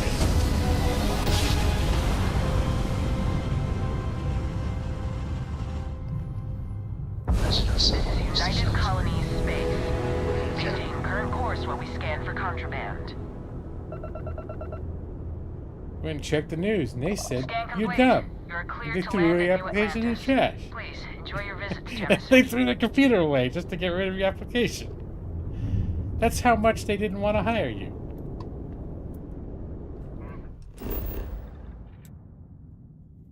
Let's see. Here, I still, for immersion's sake, like, you can immediately pop up anywhere, any district you want in the city, but I would even like, now they take this option out of the game, I would like the ship to land, to have the option to actually land the ship in the city every time. Get out of my cockpit seat. This is the closest I can get to it, is showing up outside the front of my ship, but, you know. I'm the weirdo, actually, I wonder if there's a setting for that. Probably not. I'm the weirdo that'll be like, yeah, can I get an inconvenience mod added to the game? All the stuff that the game developers assume you don't want, I want to keep in the game. Including landing sequences every single time I go to a planet, please. It wouldn't be interface. Gameplay. Nope, nothing about anything like that. Nope, no options like that. There might be like an INI somewhere for it. I don't care that much. You love clearing planets and doing odd quests? I haven't done a whole lot of just randomly generated stuff. Like, there's enough to do story-wise that I'm pretty much sticking to quests most of the time. But I do like that it's the kind of game where, like right now, I'm about to turn in like a major main story quest plotline. Right, was the last thing I did. I was outside of headquarters about to do that when I finished playing last time. And when I started to stream, I'm like, nah, I don't want to show that. I've been trying to avoid showing something like that I do not like being big.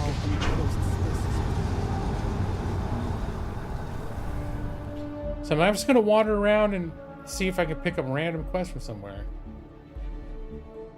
Sort of putting my skill points all over the place. I've been doing kind of like a sniper, like a stealthy sniper spec, so, but I've been jumping around. So like, I've got 3 out of 4 ballistics. I'm probably gonna spec into rifles, and maybe some other stuff further down here. Sniper certification, I don't know. The next thing I'm sort of focusing on now, though, is I want to get, what is it? Concealment. Concealment, and it's way the fuck down the tree, but concealment is what really ramps up your sneak attack bonuses. So I want to get to that. So the last thing I've invested in, you know, I've invested in stealth, I've invested in weightlifting. Most of this rest of this shit I don't want. So I'm gonna put, I think I'm gonna put the points into 3 more points into fitness, just boost that O2 up, because that's, having more O2 is, you know, that comes in handy. Yeah, I already did. I've maxed out the weightlifting. That's where you can carry more. And that's when, like, so many people, when I've watched, like, tips and tricks, or, you know, agree that it's such a game changer. Of course, I'm sure if there isn't already, there will be a mod that just lets you do that anyways. But if you're not going to sort of cheat your way out of it, this is a pretty good perk to have. And I did max out persuasion. It's the only thing that I've done on the social. But I like being able to talk people into things, so I've maxed out persuasion. This one medicine just came with my character. I did put 1 point in surveying, because it dramatically like increased in surveying, like when you're scanning stuff. But I haven't gone further in this. It just keeps increasing the level and the zoom. What is it in this? Scanning could actually be good if you're surveying star systems.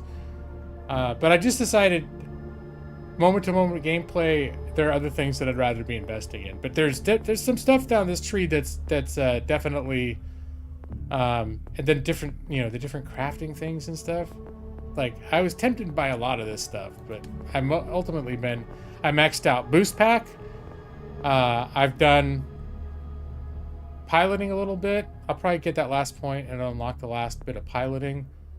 I have been ranking up security. I did a couple security.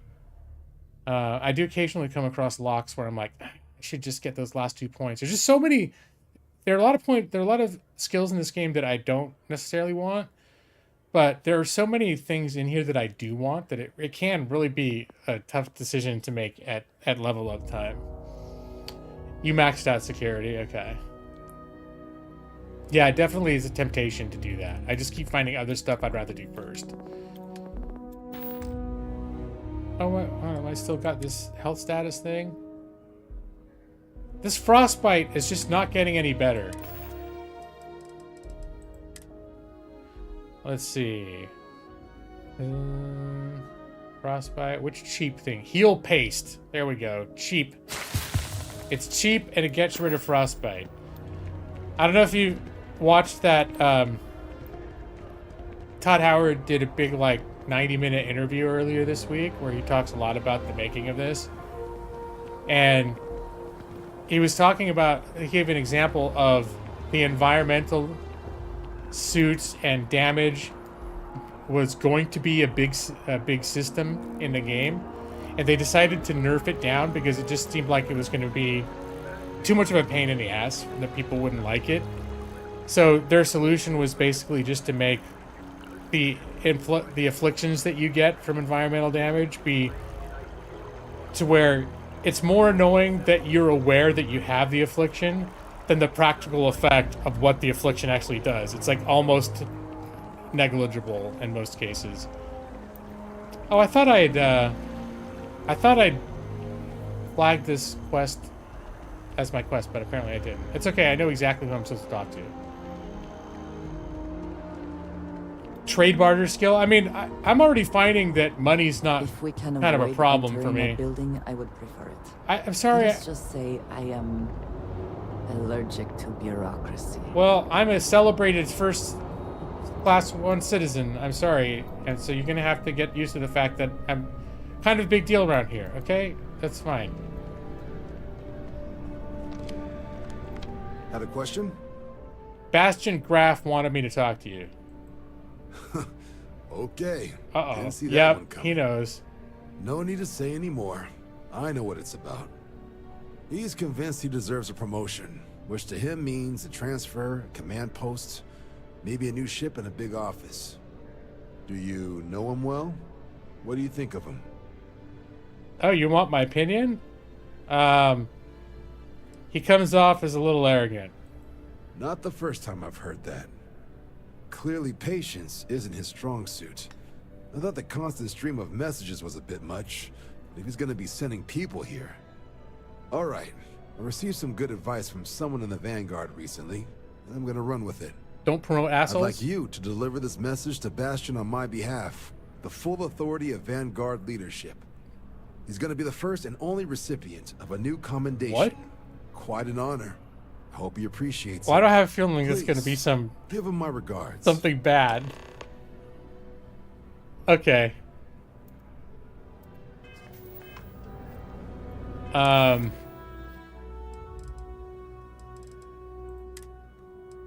curious if I can see his new assignment,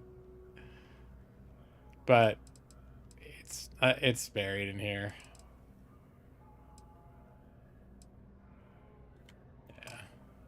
And they didn't give me a new thing either, so maybe it's something I can't even look at. Yeah, you're being promoted to biggest asshole. So, game is good when you're thinking about builds at work. Yeah, there's definitely some, there's some parts of this game where if you let yourself get into it, it can be, you know, pretty engaging.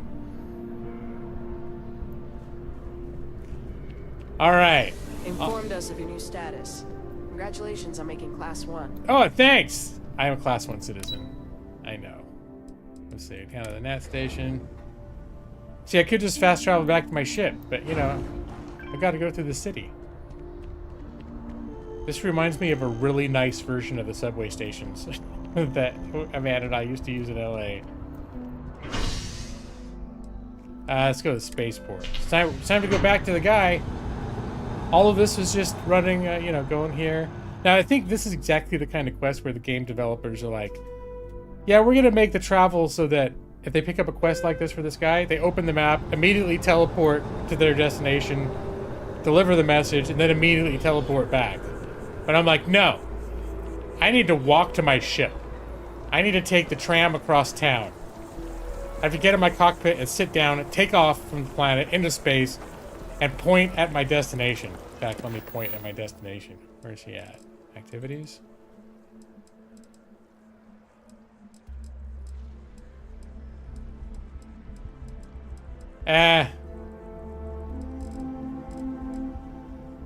The re-application. There we go.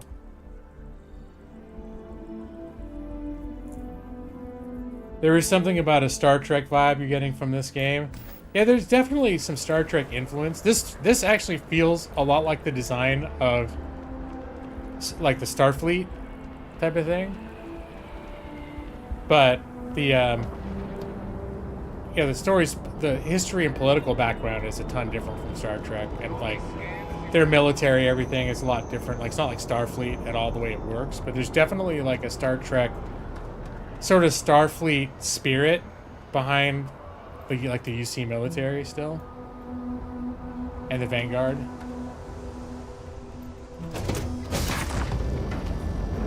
I find the interior of this ship comforting. Yeah, all this stuff is, I just find it immersive to do this. I know we don't have to, but I enjoy it more if the more it can make it feel like I'm actually in command of a ship and I get to walk around inside it, and, you know, I have to walk up to the cockpit and get, you know, my gorgeous cockpit that otherwise I wouldn't even see. I love seeing my ship interior and everything too, so. It's all this stuff that really, I feel like, makes this game special, and you can just skip over it by pushing a button on a map. And just the whole little takeoff sequence, it's like, I enjoy it.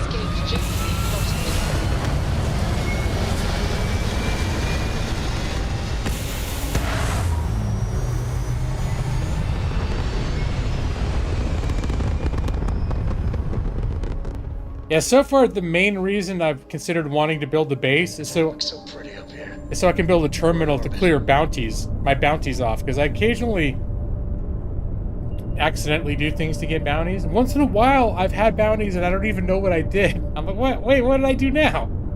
I don't have any contraband.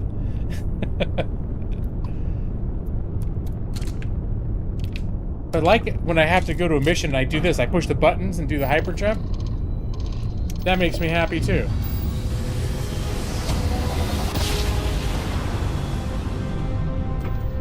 Wrap drive spinning down. Systems green.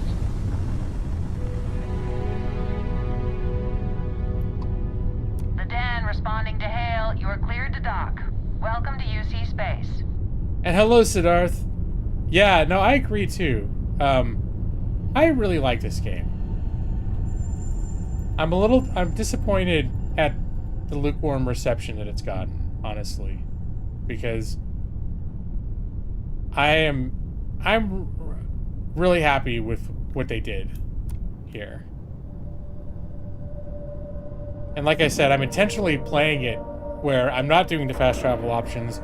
I do walk into my ship every time that I can. And instead of just saying board to teleport from my chair directly to the space station, I like to get up and walk through my cockpit. And for me, that's where I get all of the feeling of this game. Is like, I get up from my ship, I walk through, I see all my friends hanging out at the ship on my way to the exit. It's like, it's those little details and those moments that for me are part of what make this game feel so special. So I don't want to skip all that. And I sometimes, I've said, if I'm in a super hurry, I will. But for the most part, like, if I'm just playing this to enjoy the feeling of being in this world and being the captain of a spaceship, I'm gonna, try to let it be immersive. Oh, your hubby loves it too? Nice.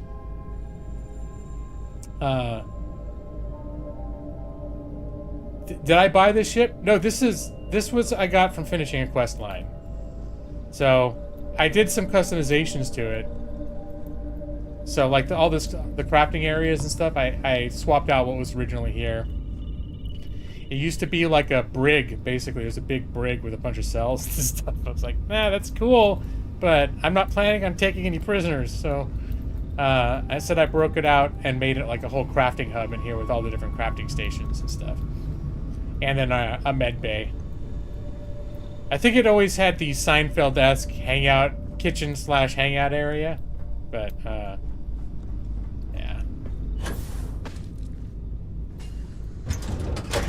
Got my little captain's quarters upstairs. I'm totally into this shit. Former purpose. I do not like it here. Yeah, she doesn't like anything to do with the like military and authority. I get it. She's like the rogue character, time you know? before I get promoted out of here. Yep, your day has come, my friend. You look like you've got news. It better be good news. It's some kind of news. Okay, come on. Don't keep me in suspense. When do I ship out? Let's see. You might want to sit down first. No, I'm not gonna. I'm just gonna be like, oh, the news is even better than that. What? How could it be better? Oh, come on. Quit messing with me and just tell me already. I don't know what it is. You've been awarded a special commendation. Wow. Really? Let's see. Unique in the history of the Vanguard. That's good, right? Yeah, pretty good. Okay, finally some real recognition. Thanks for doing the legwork here. I'm not gonna forget that you helped me out. And someday, when I'm running the Vanguard, I'm gonna make sure you get paid big time. For now, though, my account's a little light, so this is the best I can do. But really, I mean it. I'm gonna remember this. Hey, that's a good chunk of change. Congratulations to your promotion of Master of Toilet Brushes. Or whatever. It's like, oh yeah, he's the Director of Toilet Brush Acquisitions. Or the Den. It's like, alright, good luck with that. Biggest fan and supporter. How are you? Yeah, hey buddy, it's good, alright. Just finger guns, bro. Let's do lunch. Alright, see you later. Alright, let's get the hell out of here.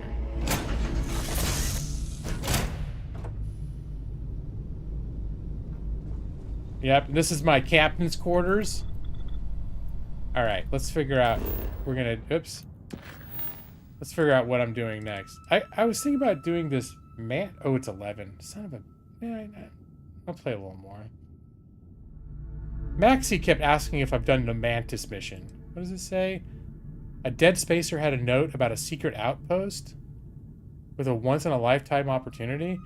I just ignored it because I thought it was like something you follow up on if you want to be a criminal.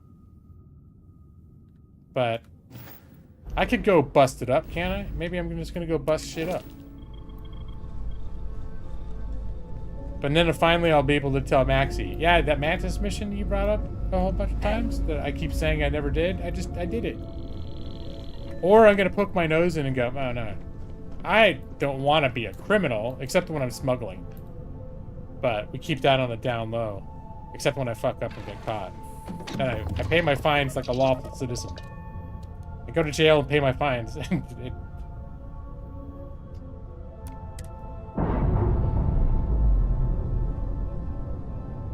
best reward I can give is experience you got for the quest. Yeah. It's one of the better random missions. Okay, all right.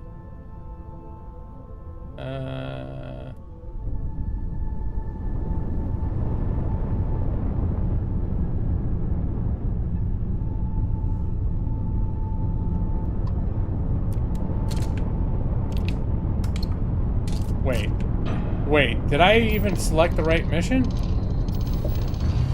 I didn't realize it was back in Alpha Centauri. Yeah, it's only a crime if you get caught. What did you do? Just leave it laying around? We're entering United Colony space. Please maintain course and prepare to be scanned. Alright, we're gonna let them do their scan so they don't. They get pissed off if you get a little like. Oh, it's still on that other mission. Mantis. I meant to select Mantis.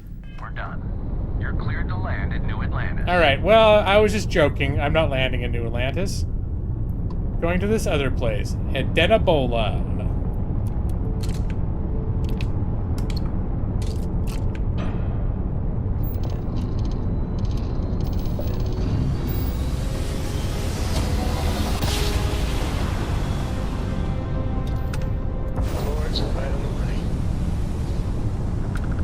Alright, let's... Oh, what is that? A shipping crate. Okay, I'm gonna check that shit out.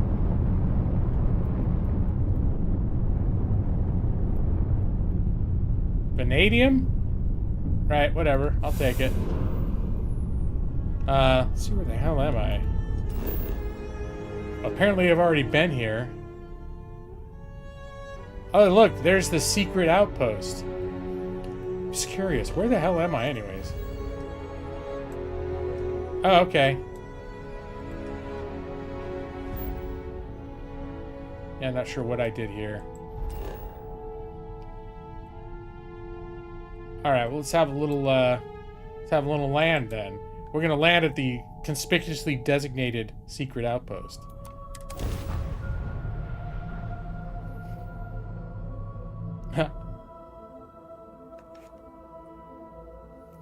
Yeah, I mean, really, if I'm a member of all these quasi like law enforcement military organizations,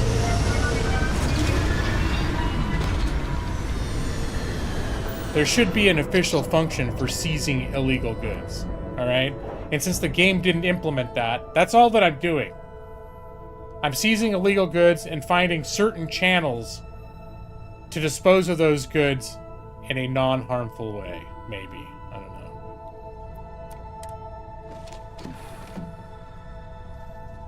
Alright. It's very, well, what is this planet like? It's temperate. Atmosphere. Alright, doesn't seem too crazy. And a lot of times I like to sleep and wait for daytime, but if I'm gonna be maybe infiltrating a place, I'm not sure. Maybe it's good to go at night. So I might take 1 hour of sleep to get my experience buff, which probably wore off from before.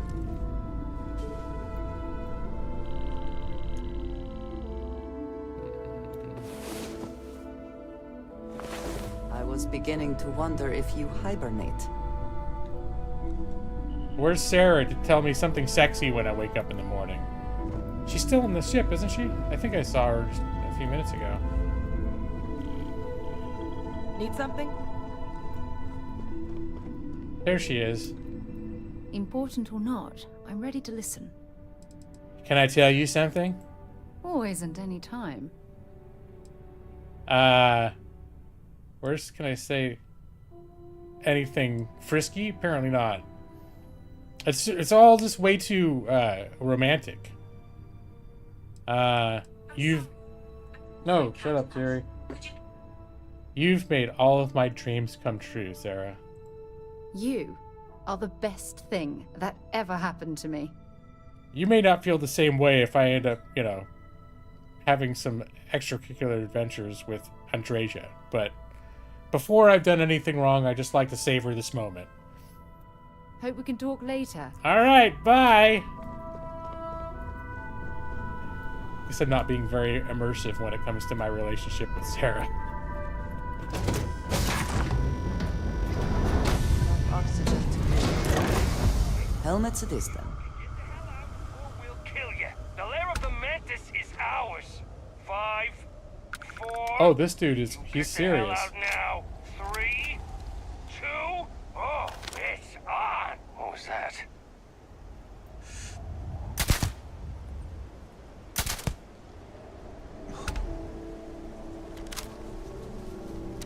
Alright. Well, so much for the diplomatic solution. My stealth sniping seems to be working out pretty well, though. They saw the ship, but they didn't see me. They knew something was going on. And see, Andreja has that stealth ability, too. Companions are notoriously fuck up your stealth. But I think she's the best companion for someone that wants to do stealth.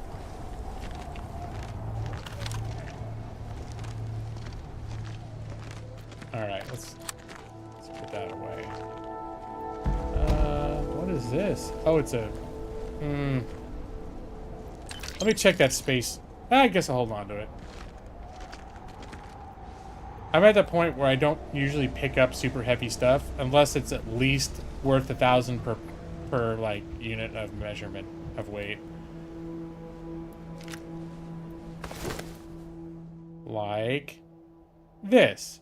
is 3.2 mass and 3600 value. That passes the test. Usually weapons are pretty reasonably good. The lawgiver, the other stuff, no.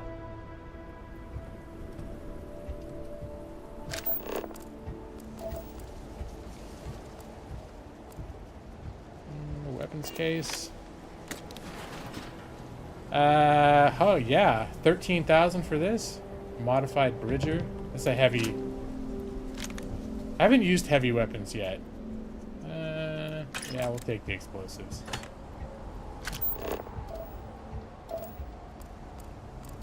Nah.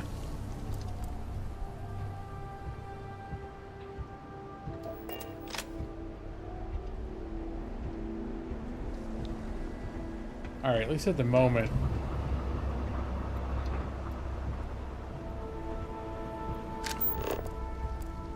At least at the... Oh, is that a tree? Or I think it's just my ship in the background. It's like, have I been missing scanning the local fauna?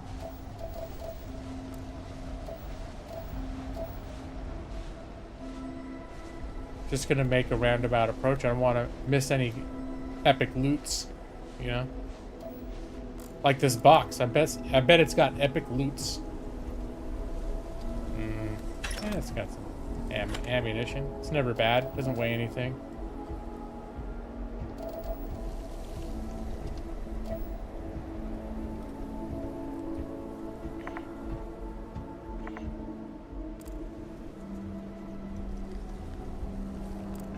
I'm surprised that I haven't seen any other folks here. Just those three guys at the entrance.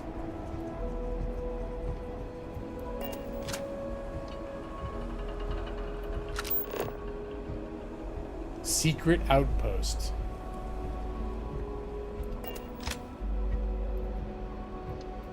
She's only invisible sometimes, apparently. Alright.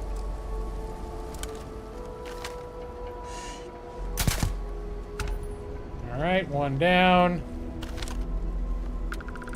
Apparently I've alerted somebody else.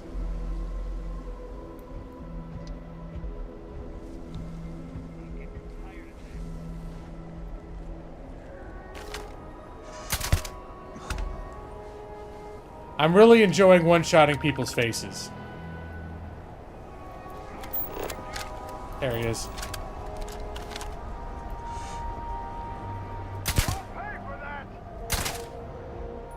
Oh, one of them didn't die right away. I didn't get the second one, did I? It felt like a real sloppy shot. Maybe, did I get both of them in one shot? That second guy, I was sure got away.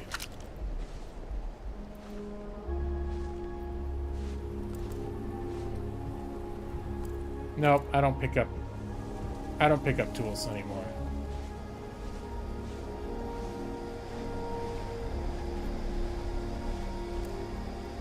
Always worth checking.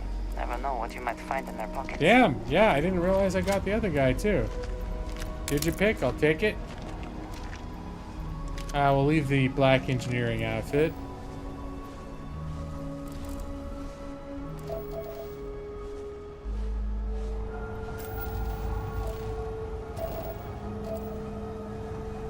And it looks like there's really nothing else to, a drum beat.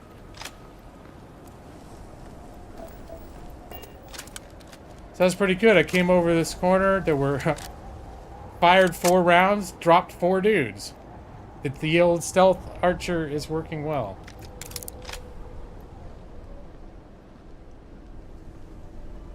Alright, time to bring out the inside guns. Let's see, what am I using now? The Assassin's Advanced Grendel. Okay, this is new. I haven't really taken this for a spin yet in combat.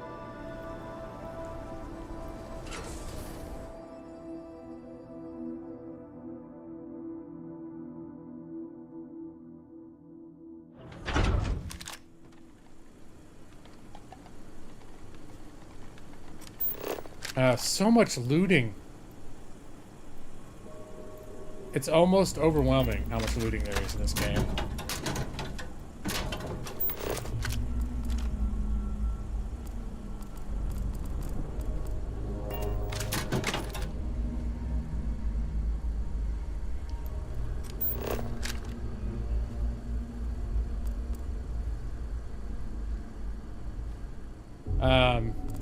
There was one guy that I watched videos. He's always doing. This is the whole focus of his channel right now. I can't remember his name. It's called like Open World Games, I think. And he was talking about like, yeah, he wishes that they would upgrade the sensor because it highlights everything you can collect basically, which I think is a great thing that it does that because otherwise you'd miss so many things. But he's like, there are so many things that show up on the scanner that they should be color coded. So you know, like, which stuff is garbage and which stuff is worth anything. Like, I'm happy with what they gave us, but I could see that, yeah, there is generally, you get really, there is so much clutter that you can put in your inventory that's barely worth anything. Okay.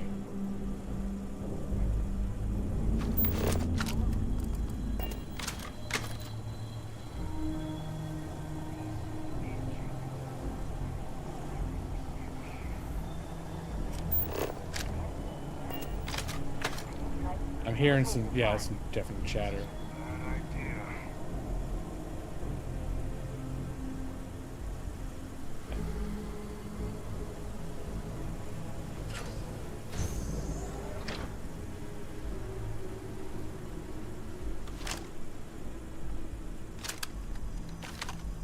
Got another!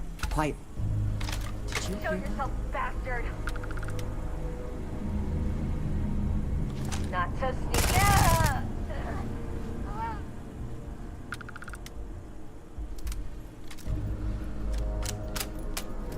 Alright. Grab their stuff. Oh, shit.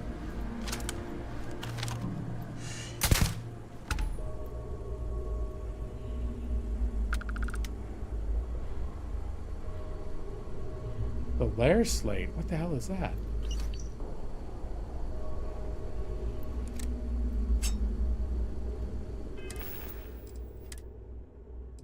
The lair slate. This lair is a gold mine. Mantis was loaded. The salvage top notch. And good stuff's got to be farther in. Payload or the payout's going to be extreme. Just got to survive till then. Traps took out Carver and Yang. Livy volunteered a couple of others from Iron Dave's crew. Poor bastards. Just got to stay off Livy's radar. Okay, so it's individuals of questionable repute on a hot lead that involves people's faces exploding. Spacer communication 2. All right. Just take this stuff. Credits, frag grenade. See spacer communication. Oops. 2.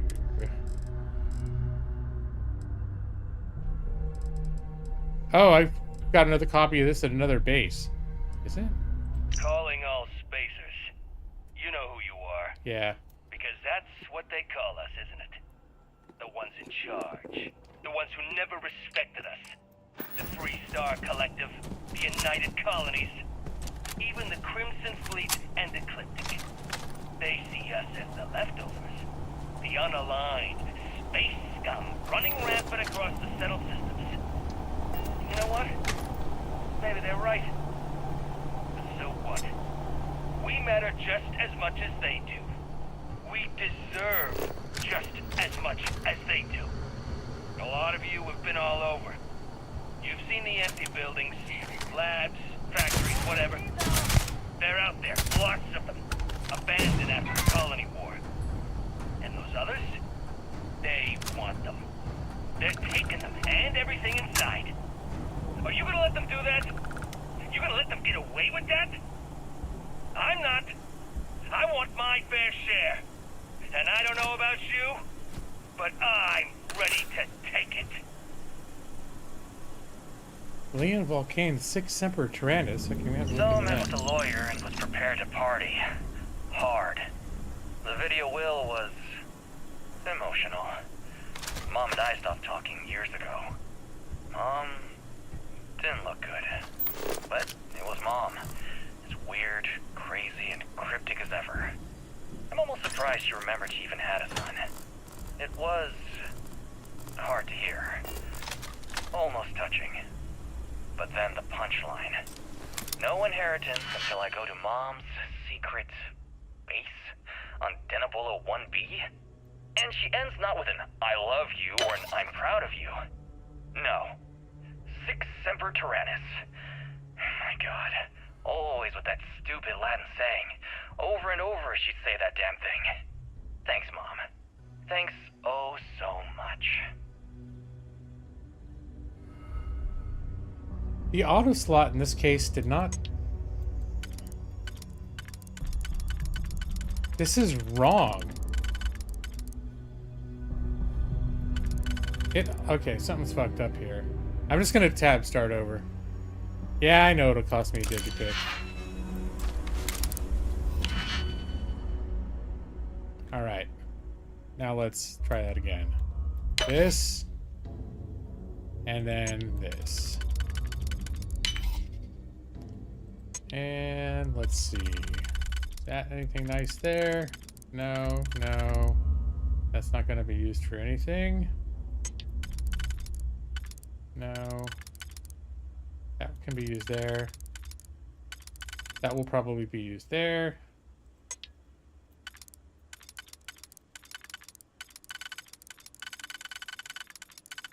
Used anywhere? That doesn't look like that's being used anywhere.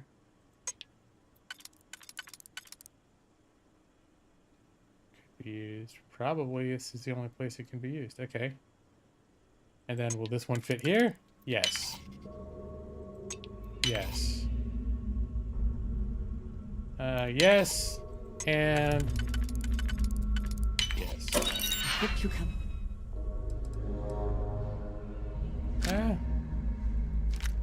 So far, I've only been using... I really like the balanced booster packs. Like jet packs. I haven't liked any of the other ones I've tried. Like the different styles. The skip boosters and the power packs. And then the standard is just not as good as any of the other ones. Succeed at that before we are discovered. Paramore. Ooh, my favorite drug for socializing. Alright. God, I could very easily miss valuable drugs laying around. And they're not illegal. You don't even need a prescription. So, I'm still on the up and up there.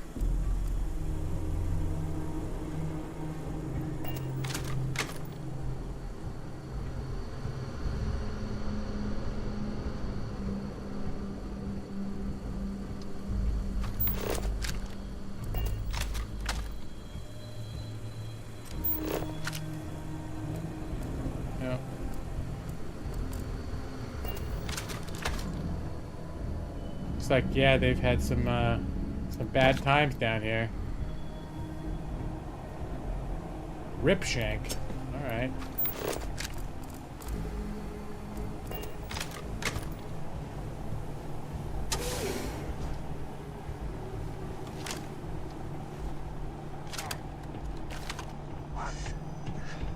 Andresia! Damn it. What the hell are you doing? You ruined my stealth. I was gonna line up a shot on this guy's face. Alright, now we're going in.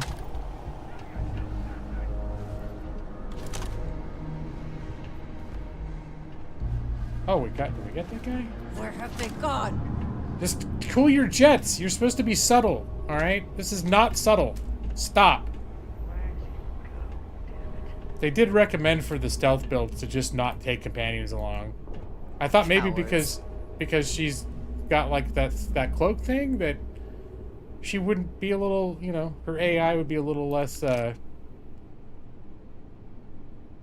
just Leroy Jenkinsing on me. Let's do this. Leroy Jenkins.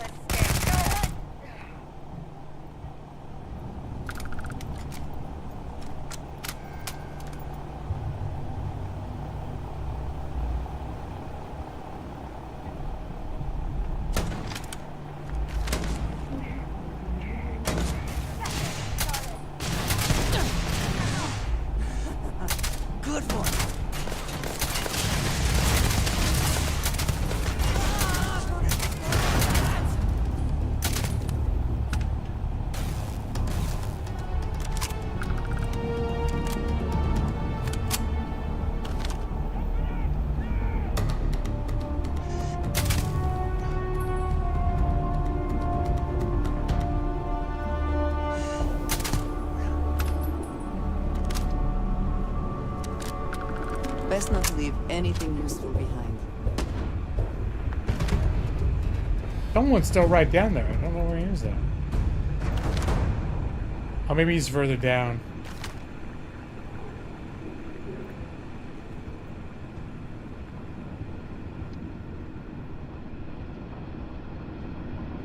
Six Semper Terrain. Oh yeah, I didn't even remember to check what the hell that was.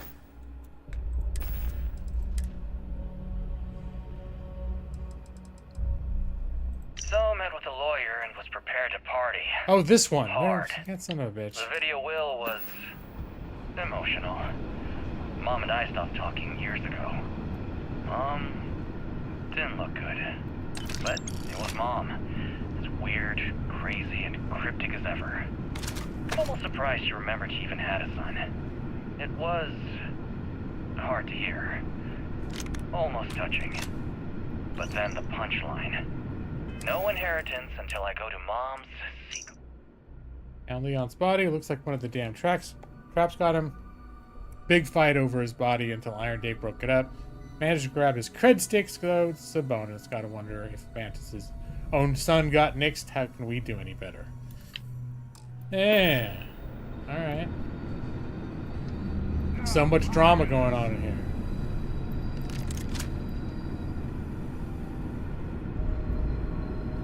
Spatial communication 2. Already got it. Oops. Nah.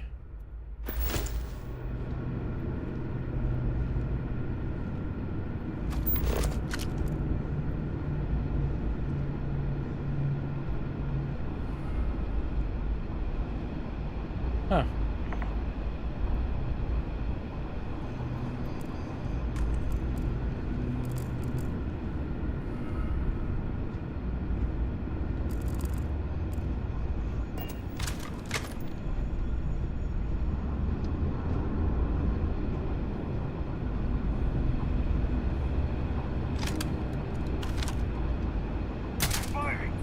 Son of a bitch.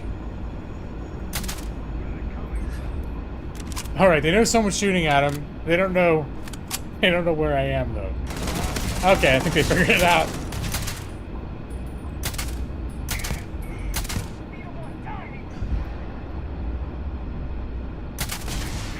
Son of a bitch.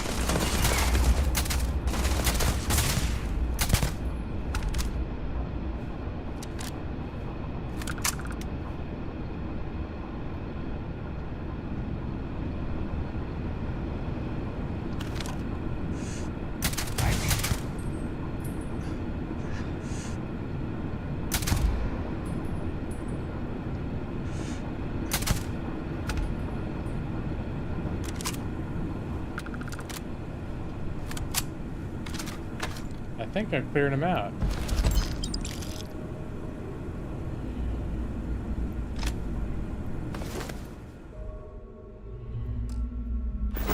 There are worse things to deal with than spacers, but we should not let our guard down.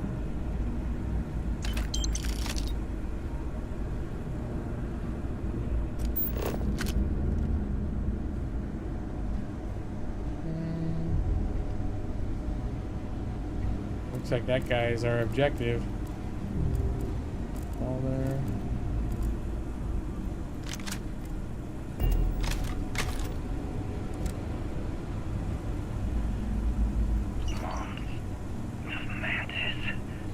Mom is Mantis. I mean, the Mantis is a fairy tale. Someone to keep pirates from going off the deep end. I guess it's possible. She never talked about where she got her fortune.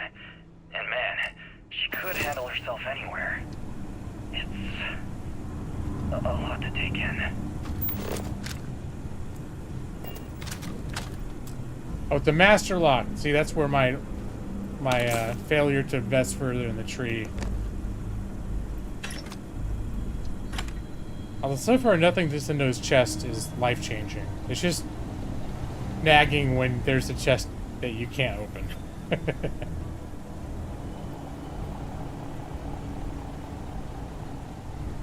And this is where we were up there originally.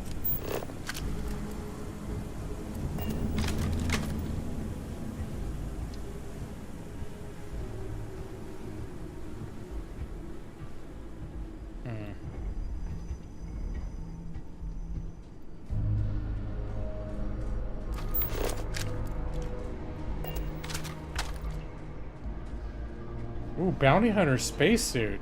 Okay, 20 pounds. Alright, let's see. But let's compare that.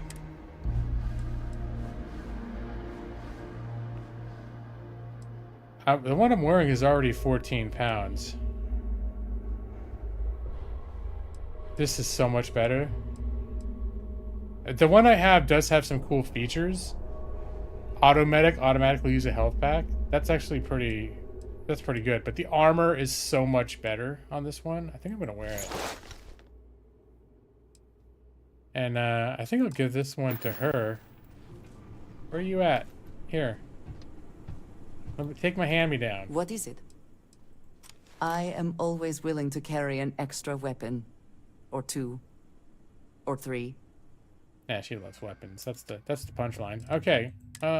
Here. This is an exceptionally good piece of armor that I've been wearing for a long time. It is now yours. She should wear it. There you go. All right, then. Enjoy the new armor. Just said bye to your hubby. He's gonna work 2 a.m. do some... Oh, my shit. He's going into work at 2 a.m. Yeah, that's nuts. I used to work the grave shift, so, like, I worked from 11 to 7. But even then, the idea of starting a shift at 2 in the morning sounds crazy.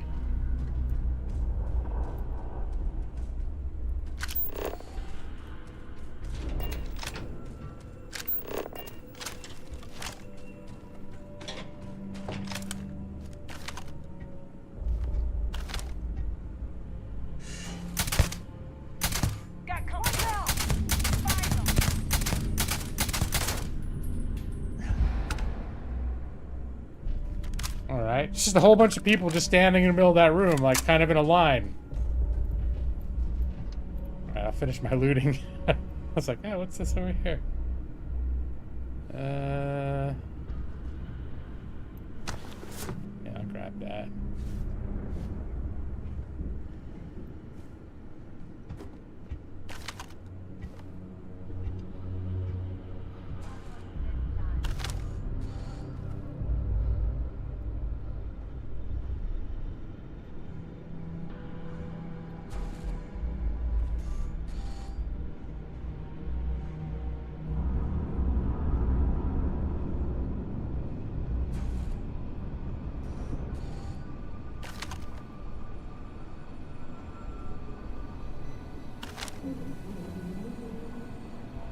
See, I see flashlights over there.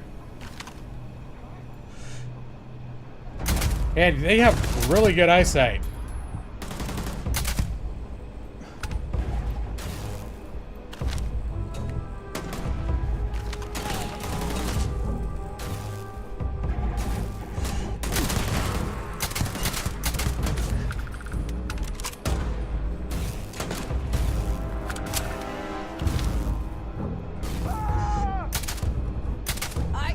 Guess I can't shoot him through that mesh. Oh, dude, where'd you come from? Come on, poke your head up. You're going down.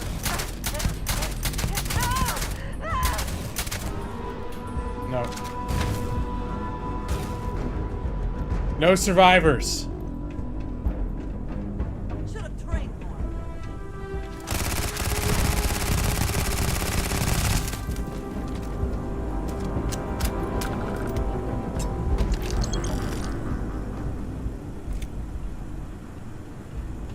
Spacers will inhabit almost anywhere, even if no one else would consider it worth it. Let's see. Well, did I not have? I don't even know what button I have for. Oh, there it is. Okay. Forgot which shortcut I had for health kits.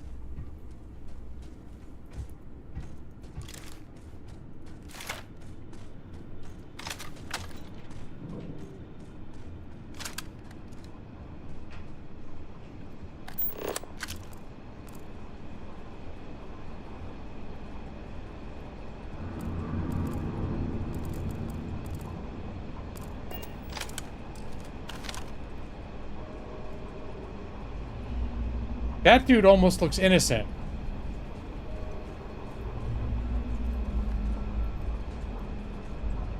Alright. He's not, he doesn't even look armed. We're gonna just, against my policy of not killing everybody in a situation like this, but occasionally there's like NPCs that are not hostile in these places. Yeah, that dude looks like he was just the fucking janitor that got that happened to be here when these assholes invaded.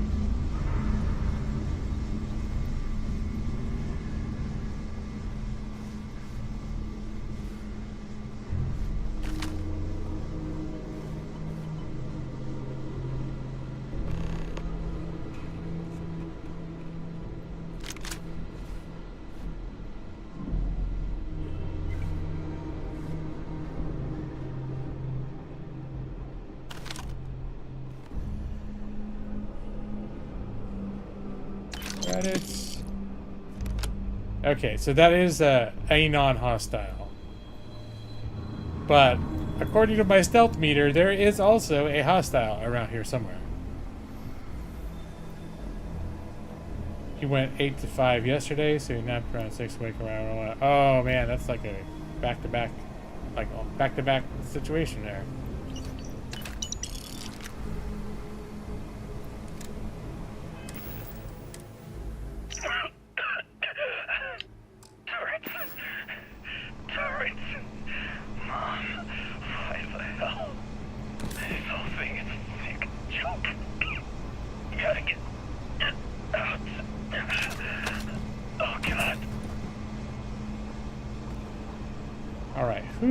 Who's detecting me? Somebody unfriendly is detecting me right now.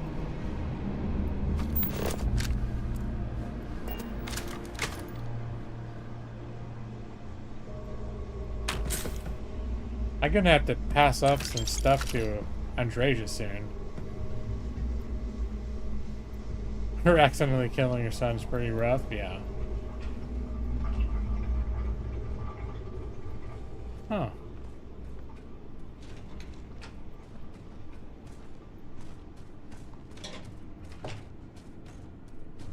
Somebody run back here? There's definitely someone around that's detecting us moving.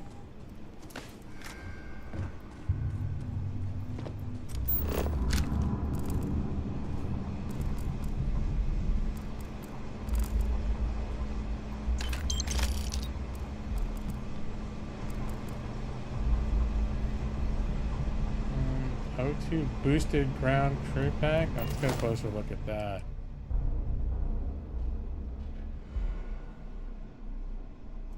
Too boosted. The oxygen capacity is good, but I don't think it's otherwise better.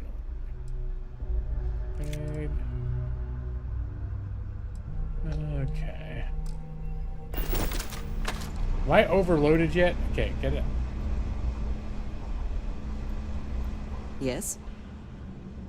If there's anything you need, I am happy to share. I'm gonna offload about 20 weapons to you.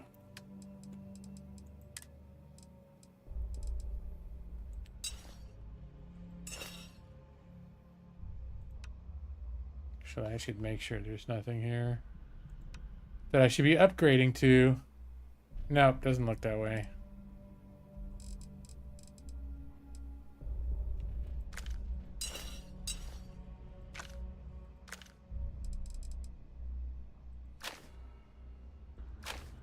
Oh, I think I accidentally just gave her the cutter that I've been using.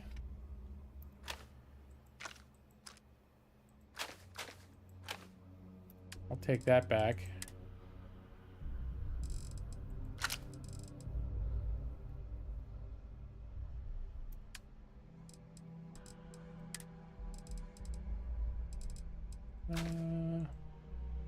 Oh, she's full now. All right, well, you know, I've got an extra 100 pounds to carry. Until next time. Let's see, med pack. Red wrench, no. Red trench. Okay, yes. medical supplies, always a good proposition. Did they have anything of value?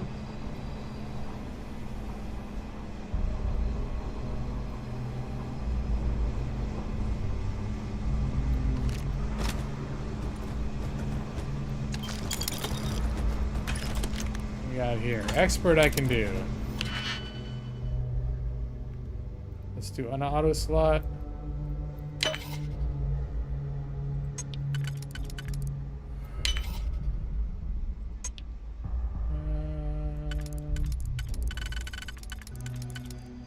No.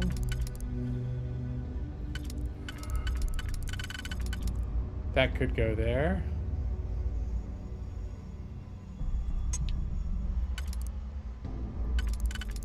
That could go there. Or there.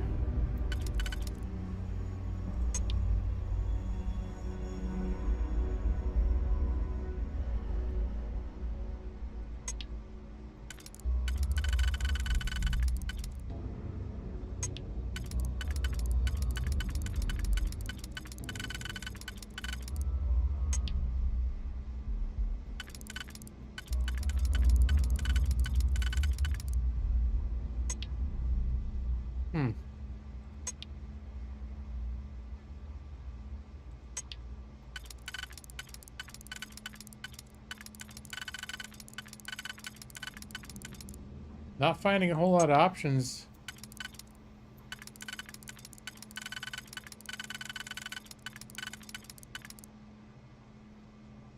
For this outer... Well, that works. What about here? Yep, that works.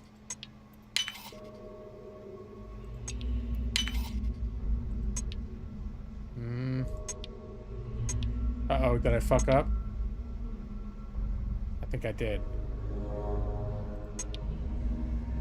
Yeah, I got hasty.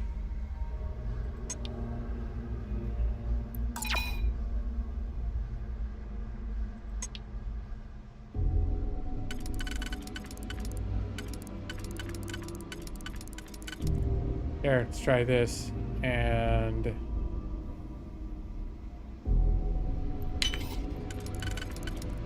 Uh-oh. Oh, no, here we go. Nope. Nope. Yes. Alright. Okay. I'll take everything except for the isotopic thingy. Coolant.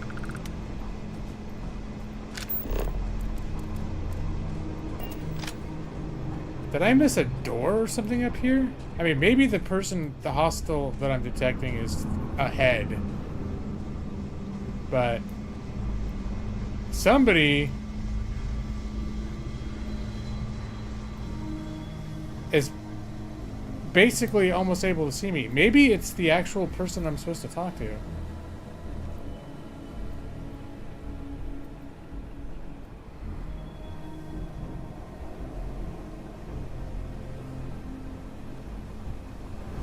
Alright, well, you know what? This is probably a good time for me to stop playing now, because it's midnight. I was not planning on staying up this late. I'm definitely working on a sleep deficit. Alright. I'm gonna save. I know it auto saves when you leave, but I always like to do a hard save too when I'm ending a game session. Alright. Wait, I thought... Oh, I just have the special Starfield, thanks for watching screen, but I don't have special Starfield thanks for watching music. Alright, you guys. Hey, Jaws, where are you these days? Are you going to be available to watch movies with us on Amazon Prime this year? I think we got... I don't know who else is... If Justaman's here either. If anyone who's here that doesn't know... last year we started during October selecting a night. We did, I think, once a week during October, and we did it on Wednesdays because that's what worked best for everyone. There's just like 4 of us watching horror movies through Amazon Prime together. So anyone who's got Amazon Prime and may have, I think basically Monday, Tuesday, or Wednesday is good for me. And it's sort of like whatever works the best for the most people. It'll be around, probably meet up around 7 Pacific time, spend a little while figuring out a movie, and then watching the movie. So probably like a 7 to 10 Pacific window.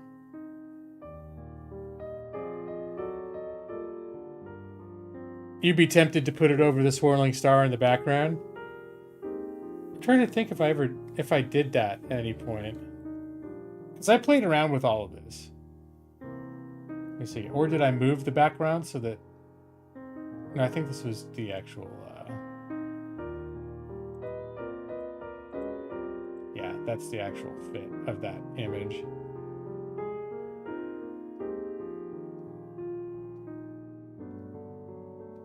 What did I have originally? The regular G-Law logo?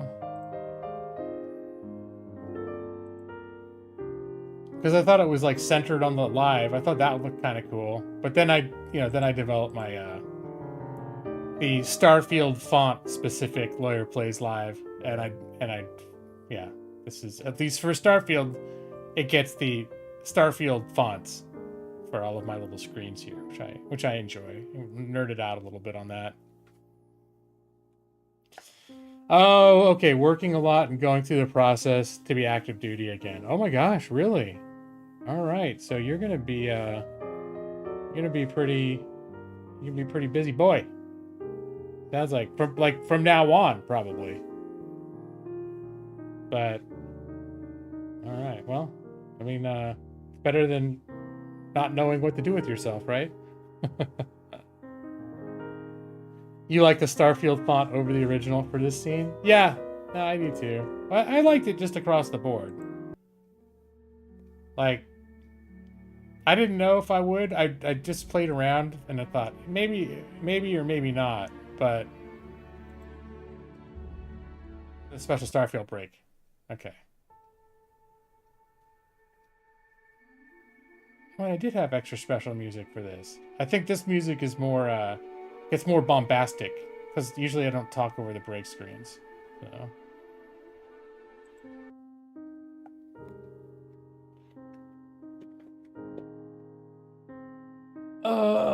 All right, you guys. Though I gotta call it. I gotta go.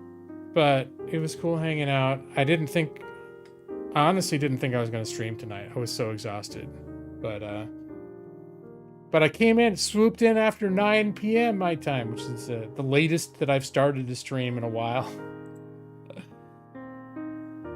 Now we're gonna call it a night. So thank you guys. I'm gonna go straight to dimming the lights. You know, here we are. You know what happens next, right? Go to sleep and good night.